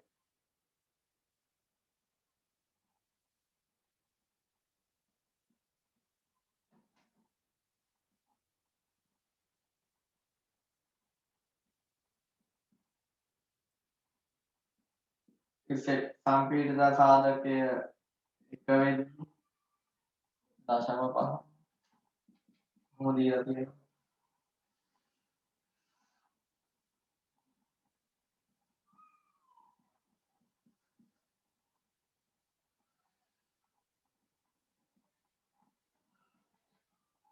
A වක්‍රය දීලා තියෙනවා C කාබන් ඩයොක්සයිඩ් වලට. B වක්‍රය දීලා තියෙනවා ඇමෝනියම් වලට. මුලින්ම බලමු මොකද්ද මේ Z කියන්නේ? Z කියන්නේ සම්පීඩිත සාධකයේ Z කියන්නේ PV බෙදීම nRT අනුපාත. ඒ PV බෙදීම nRT තමයි Z කියන්නේ. මේ Z සමාන 1 වෙන්නේ පරිපූර්ණ ඒවා. එහෙනම් ඇත්ත ඒවයි තාත්වික වායු වල Z 1 වෙන්නේ මොනෝමද? අපි දන්නවා තාත්වික වායු වලට වැන්ඩර් සමීකරණය තියෙනවා. P ධන AN වර්ග බෙදීම B වර්ග B ඍණ BN NR. එතකොට මෙයාගේ PV බෙදීම NRT ගුණිත එකක් වෙන්නේ නැහැ. මොකද එයාගේ පීඩනයට එකතු වෙන්න ඕනේ පීඩනයක් අන්තරණක ආකර්ෂණ බල හින්දා ඇතිවන පීඩනය එකතු වෙන්න ඕනේ. මොකද වාදනයේ බිත්ති මත ඇතිවන පීඩනය නෙවෙයි වායු පීඩනය වෙන්නේ. හේතුව අන්තරණක ආකර්ෂණ බල හින්දා පීඩනයේ යම් කොටසක් අඩු වීමක් සිද්ධ වෙනවා. ඒක එකතු වෙන්නේ. වායු හැසිරෙන පරිමාව කියන්නේ වාදනයේ පරිමාව නෙවෙයි. එකෙන් අඩු වෙන්න ඕනේ වායුන්ගේ පරිමාව. ඔන්න ඔය හේතුව හින්දා තාත්වික වායු වල PV සමාන NRT දාන්න බෑ. ඒක වෙනස් කරලා සමීකරණයක් ගන්න ඕන. එතකොට පරිපූර්ණ වායු වල තමයි සම්පීඩිත සාධක 1 වෙන්නේ. එහෙනම් තාත්වික වායු වල Z 1 වෙන්නේ පරිපූර්ණ තත්ත්වයට යද්දි. තාත්වික වායු පරිපූර්ණ තත්ත්වයට යන්න නම් ඒගොල්ලෝගේ ඉන්න පරිමාව ගොඩාක් විශාල වෙන්න ඕන. එතකොට තමයි අන්තරාණුක ආකර්ෂණ බල අඩු වෙලා වායුජනීය පරිමාවත් එක්ක වායු අණුවල පරිමාණයට සලකා හරින්න පුළුවන් වෙන්නේ. එහෙනම් තාත්වික වායු වල ඉසෙට් එකට ආසන්න වෙන්නේ ඉහළ උෂ්ණත්වවලදී හා පහළ පීඩනවල. උෂ්ණත්වය ඉහළ යන්න තාත්වික වායු පරිපූර්ණ තත්ත්වයට ආසන්න වෙනවා. ඒ වගේම පීඩනය වැඩි වෙන්න. පීඩනය අඩු වෙන්න තාත්වික තත්ත්වයට යන පරිමාව වැඩි වීම හින්දා. හරි. ඔන්න දැන් බලමු. මුළු චක්‍රය පුරාම NSC වල අන්තරාණුක ආකර්ෂණ වල බලපෑම අන්තරාණුක විකර්ෂණ බලපෑමට වඩා වැඩි. චක්‍රයේම පේනවා අපට PV ගුණිතය ඇමෝනියා වල එකට වඩා අඩුයි. PV ගුණිතය එකට වඩා අඩු වෙන්නේ ඇයි? මේ උඩ පදය අඩු වෙනවා. ඇයි එහෙම අඩු වෙන්නේ? පීඩනය අඩු වෙන්න ඕනේ. ඒ කියන්නේ අන්තරාණුක ආකර්ෂණ බල වැඩි. ඇමෝනියා වල ආකර්ෂණ බල වැඩි වෙලා තියෙනවා විකර්ෂණ බල වලට වඩා. ඒකින්ද තමයි පීඩනය අඩු වෙලා ඉසෙට් එකට වඩා අඩු වෙන්නේ. ඒක හැම එකකදම එහෙම. ඇයි එහෙනම් මේ ඇමෝනියා මෙතනින් නතර වෙන්නේ? පීඩනය වැඩි කරන් යනකොට ඇමෝනියා වායුවේ ඉන්න එකක පීඩනය වැඩි කරන් යනකොට ඇමෝනියා ද්‍රව වෙනවා. ඇමෝනියා ද්‍රව වෙනවා අන්තරාණුක ආකර්ෂණ බල වැඩි වෙනවා. එහෙනම් ද්‍රව වුණාට පස්සේ ප්‍රස්ථාරය එතනින් නතර වෙනවා. එහෙනම් ඇමෝනියා වල ප්‍රස්ථාරය මෙහෙම මෙතනින් නතර වෙන්න හේතුව තමයි අන්තරාණුක ආකර්ෂණ බල උපරම වී වායු අවස්ථාව නැති වෙලා සම්පූර්ණයෙන් ඇමෝනියා ද්‍රව වෙනවා. එහෙනම් පළවෙනි ප්‍රකාශය හරි. ඇමෝනියා වල ආකර්ෂණ බල වැඩි විකර්ෂණ බල වලට වඩා ඒකයි PV ගුණිතය මේ විදිහට අඩු වෙන්නේ. ඉසෙට් වලගේ එකට වඩා අඩු වෙන්නේ හැම වෙලාවෙම. B ඇමෝනියා වල අවදි උෂ්ණත්වය අනිවාර්යෙන් 310 වෙනවා.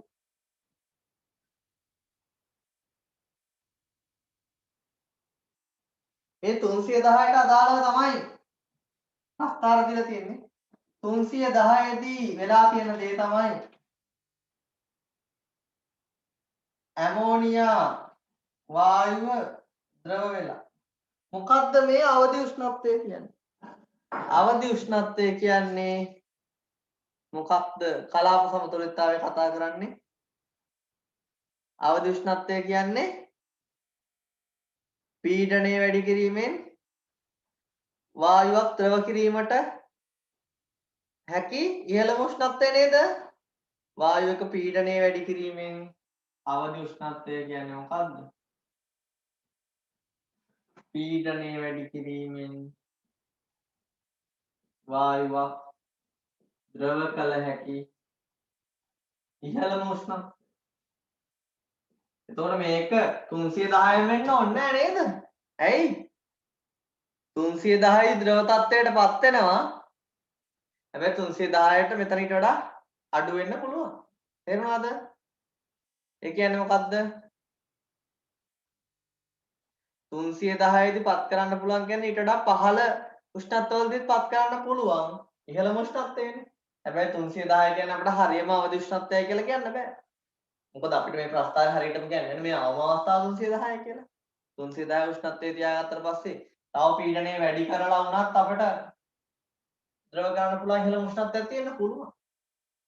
අපි කලාප සමතුලිතතාවයේදී කතා කරන කොටස. නම් ඒ ප්‍රකාශය වැරදි. C B හිදී B කියන්නේ මේ ඇමෝනියා ද්‍රවණ අවස්ථාව B හිදී ඇමෝනියා වල අන්තරාණුක ආකර්ෂණ බල අවමලු. වැරදි. අන්තරාණුක ආකර්ෂණ බල උපරිමයි. උපරිම වුණා හින්දානේ ද්‍රව වෙන්නේ. අන්තරාණුක ආකර්ෂණ බල වායුවට වඩා ද්‍රව වල වැඩි. එහෙම අන්තරාණුක ආකර්ෂණ බල උපරිම හින්දා තමයි ද්‍රව වෙන්නේ. B කියන්නේ අන්තරාණුක ආකර්ෂණ බල උපරිම අවස්ථාව. D ප්‍රකාශ. A හිදී කාබන් ඩයොක්සයිඩ්හි පීඩනය පරිමාව නියතව තබා ගනිමින් උෂ්ණත්වය අඩු කළේ නම් ලක්ෂ්‍ය ඉහළට යා හැකිය. උෂ්ණත්වය අඩු කරොත් මොකද වෙන්නේ? පරිපූර්ණ තත්ත්වයෙන් තව අපගමනය වෙනවා. ඉහළට යනවා කියන්නේ මොකද්ද?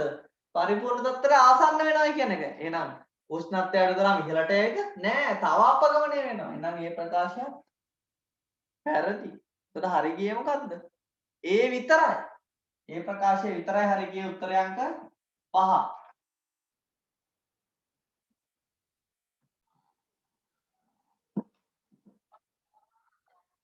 ප්‍රශ්න ටික තියෙන්නේ අවසාන පහ.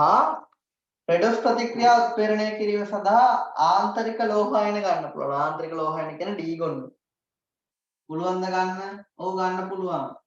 S4O82 I- එක ප්‍රතික්‍රියා කරන රෙඩොක්ස් එක ගත්තොත් මේ S4O8S ඍණ 2 සල්ෆේට වගේ දෙගුණයක සල්ෆේටයයි I2 බවටයි රෙඩොක්ස් එකක් වෙනවා. මේ රෙඩොක්ස් එක සිද්ධ කරන්නේ Fe ධන දෙක අයින. කියන්නේ ආන්තරික ලෝහායන වලට රෙඩොක්ස් ප්‍රතික්‍රියා උත්ප්‍රේරණය කරන්න පුළුවන් මුලින්ම කරන්නේ S4O82 එක Fe ධන දෙකත් එක්ක ප්‍රතික්‍රියා කරද්දී Fe ධන දෙක ධන 3 වෙනවා. මෙයා සල්ෆේට් වෙනවා. ඊට පස්සේ මේන Fe ධන 3 I- එක ප්‍රතික්‍රියා කරනවා. I- එක I2 කරනවා. Fe ධන 3 Fe ධන 2 එතකොට Fe ධන දෙක මුල් තත්ත්වයෙන්ම නිදහස් වෙද්දී සල්ෆේටයි I2 බවට පත් වෙනවා. ඔය රෙඩොක්ස් එක විශේෂයි. ඔය රෙඩොක්ස් එකේදී ආන්තරික ලෝහායන තමයි උත්ප්‍රේරක විදිහට හැසිරෙන්නේ. එහෙනම් A ප්‍රකාශය හරි පළවෙනි ගතිය හරි දෙවෙනි ගතිය කියන්නේ ආන්තරික ලෝහායන උත්ප්‍රේරක ලෙස යොදාගත් විට ඒ ඔක්සිකරණයට හෝ ඔක්සිහරණයට භාජනය නොවේලු. ඒක වැරදි. එතන ඔක්සිකරණයට ඔක්සිහරණයට ලක් වෙලා ආයේ මුල් තත්ත්වෙම නිදහස් වෙනවා. නම් හරි වැරදි කියන්නේ උත්තරයන්ට 3 22 DCOOD වලට බෙන්සීන්ට C6H5 කියන්නේ බෙන්සීන් MgBr දැම්මම මොකද වෙන්නේ? මෙතන ඉන්නවා O- D ධන. මෙතන මෙයා ධන, මෙයා ඍණ. ඒතර එන්නේ මොකද්ද? බෙන්සීන්ට මේ ඩියුටීරියම් සම්බන්ධ වෙලා ලැබෙන්නේ. පහසුවෙන් ප්‍රතික්‍රියා කරනවා ලෝ පහසුවෙන් ප්‍රතික්‍රියා කරනවා. ධන ඍණ එකතු වීමක් නෙන්නේ. MgBr ධන මෙතන ඍණ. මෙතන කාබොක්සිලික් වගේ එකක් O ඍණ D ධන. එහෙනම් D එනවා මෙතනට. MgBr OD හැදෙනවා. MgBr එක අර O- කොටසත් එක්ක තමයි යන්නේ. O- CO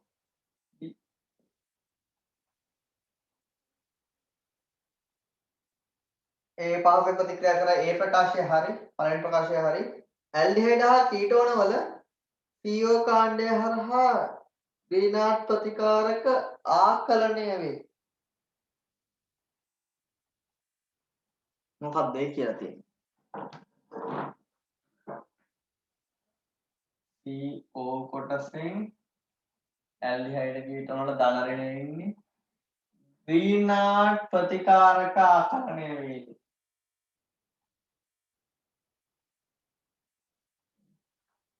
වෙනවද ග්‍රීනාට් ප්‍රතිකාරක නියුක්ලියෝෆිලික ආකලන ප්‍රතික්‍රියා නියුක්ලියෝෆිලික ආකලන ප්‍රතික්‍රියා දක්වනවා නේද? නම් ඒක හරි.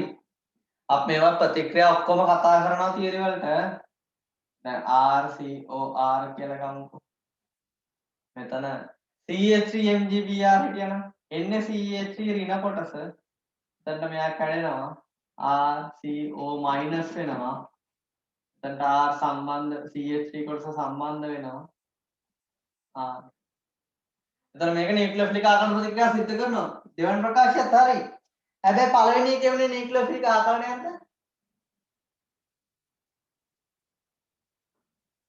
නෑ එතන උනේ මේ ධාරිනායන එකතු වීමක්. මෙතනින් පහර දීමක් උන්නේ නෑනේ එතන. එහෙනම් පළවෙනි ප්‍රකාශයත් හරි දෙවන ප්‍රකාශයත් හරි. පහදා දෙන්නේ නෑ උත්තරය අංක 2. නියුක්ලියෝෆිලික් ආකලන ප්‍රතික්‍රියාවල මේ කාබනයිල් කාබන්ට CO ට තමයි ඇල්ඩිහයිඩ් හරි කීටෝනේ හරි පාරන දුන්නේ. හැබැයි මෙතන මේ ඇල්ඩිහයිඩ් කීටෝන කතාවක් තියෙන්නේ. මෙතන තියෙන්නේ කාබොක්සිලික් අම්ල එකක්.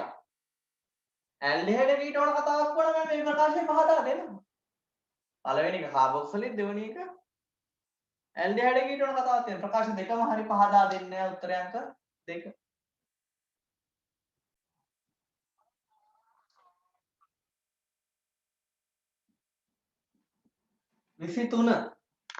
23 කියන්නේ ඕනෑම වායුවක වර්ග මධ්‍යන්නේ මූල ප්‍රවේගය මධ්‍යන ප්‍රවේගයට වඩා වැඩිලු. මධ්‍යන ප්‍රවේගයට වඩා වර්ග මධ්‍යන්නයක වැඩි. අපි කතා කරා කලින් නේද MC කිව්ව එක. මධ්‍යන ප්‍රවේගයට වඩා වර්ග මධ්‍යන ප්‍රවේගය වර්ග මධ්‍යන්නේ මූල ප්‍රවේගය ඊටත් වඩා වැඩි කිව්වා. ඕක අපි කතා කරා. එහෙනම් පළවෙනි ප්‍රකාශය හරි. ඕක අපි කතා කරපු ප්‍රශ්නේ මොකක්ද? අපි තියරි වලට කතා කරා අද ප්‍රශ්නේ තමයි.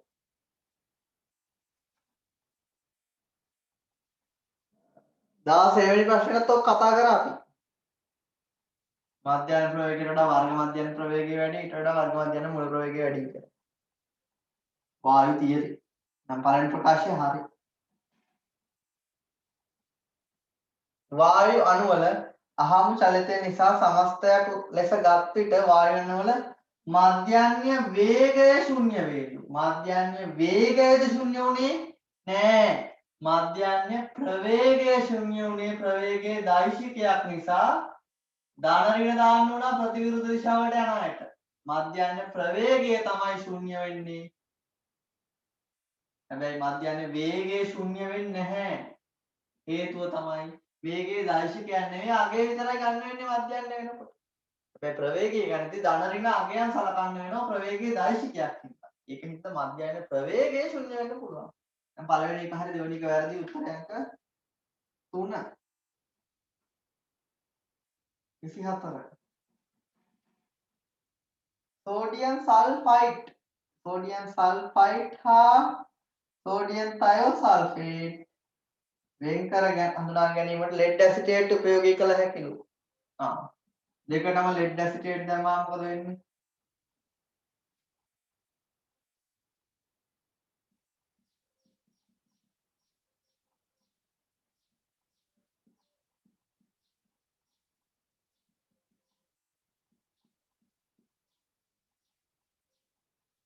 මෙතනින් හැදෙනවා ලෙඩ් සල්ෆයිඩ්, මෙතනින් හැදෙනවා ලෙඩ් තයෝසල්ෆේට්.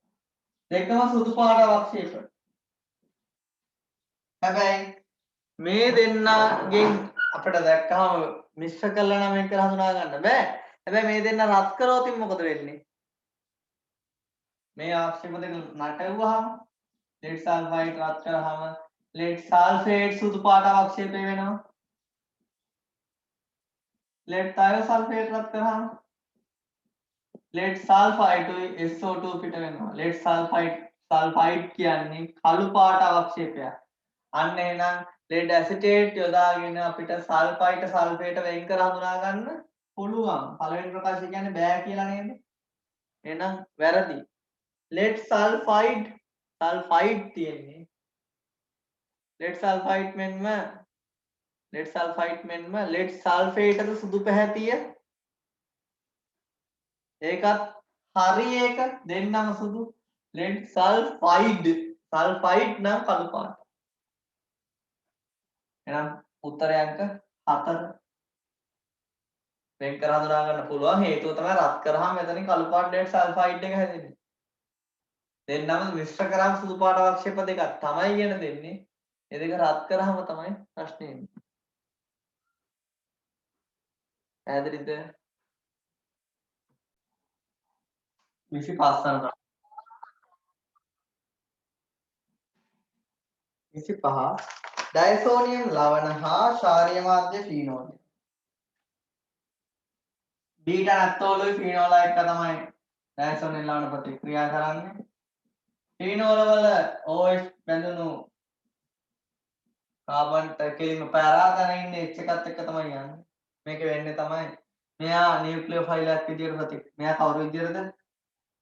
මේක යාන්ත්‍රණය මේ Cl එක්කෙනා H කෙනාව ගලවගෙන යනවා මෙතන දිත්ත බන්ධනයක් වෙනවා. අපි ඇසෝ සායම් හදද්දි තියරි වල කතා කරා මේක මෙතනින් බැඳෙනවා. මෙතන සෝඩියම් හයිඩ්‍රොක්සයිඩ් මාධ්‍යයේ ඉන්නම ඕන. මෙතන ONA වෙනවා. ඕකේ උනේ මොකද්ද? ෆීනෝල් වලින් H ගැලුණා. එහෙනම් මේක ඉලෙක්ට්‍රෝෆිලික ප්‍රතික්‍රියාවක්. එහෙනම් මේක මොකක්ද ප්‍රතික්‍රියාව? ඉලෙක්ට්‍රෝෆිලික ආදේශ ප්‍රතික්‍රියාව ඉතිවත් වුණා. ආකලන නෙමෙයි ආදේශ. අපි කතා කරලා තියෙන ඉලෙක්ට්‍රෝෆිලික ආකලන ප්‍රතික්‍රියා දක්වන්නේ ඇල්කීන යාන්ත්‍රණවලදී. ඉලෙක්ට්‍රෝෆිලික ආදේශ ප්‍රතික්‍රියා දක්වන්නේ බෙන්සීන් සම්බන්ධ. නයිට්‍රෝකරණය, ඇල්කිල්කරණය, ඇසිල්කරණය, හැලජනීකරණය, ඒ වගේම ඩයසෝනින් ලවණ දක්වන්නේ ෆිනෝල් එක්ක ඉවත් කරගන්නවා බෙන්සීන්. එහෙනම් ඉලෙක්ට්‍රෝෆිලික ආදේශ ප්‍රතික්‍රියා ඒවා ගන්තිය වැරදි ආකලන කියලා තියෙනවා. ඩයිඇසෝ කැටායනය මෙන්න මේක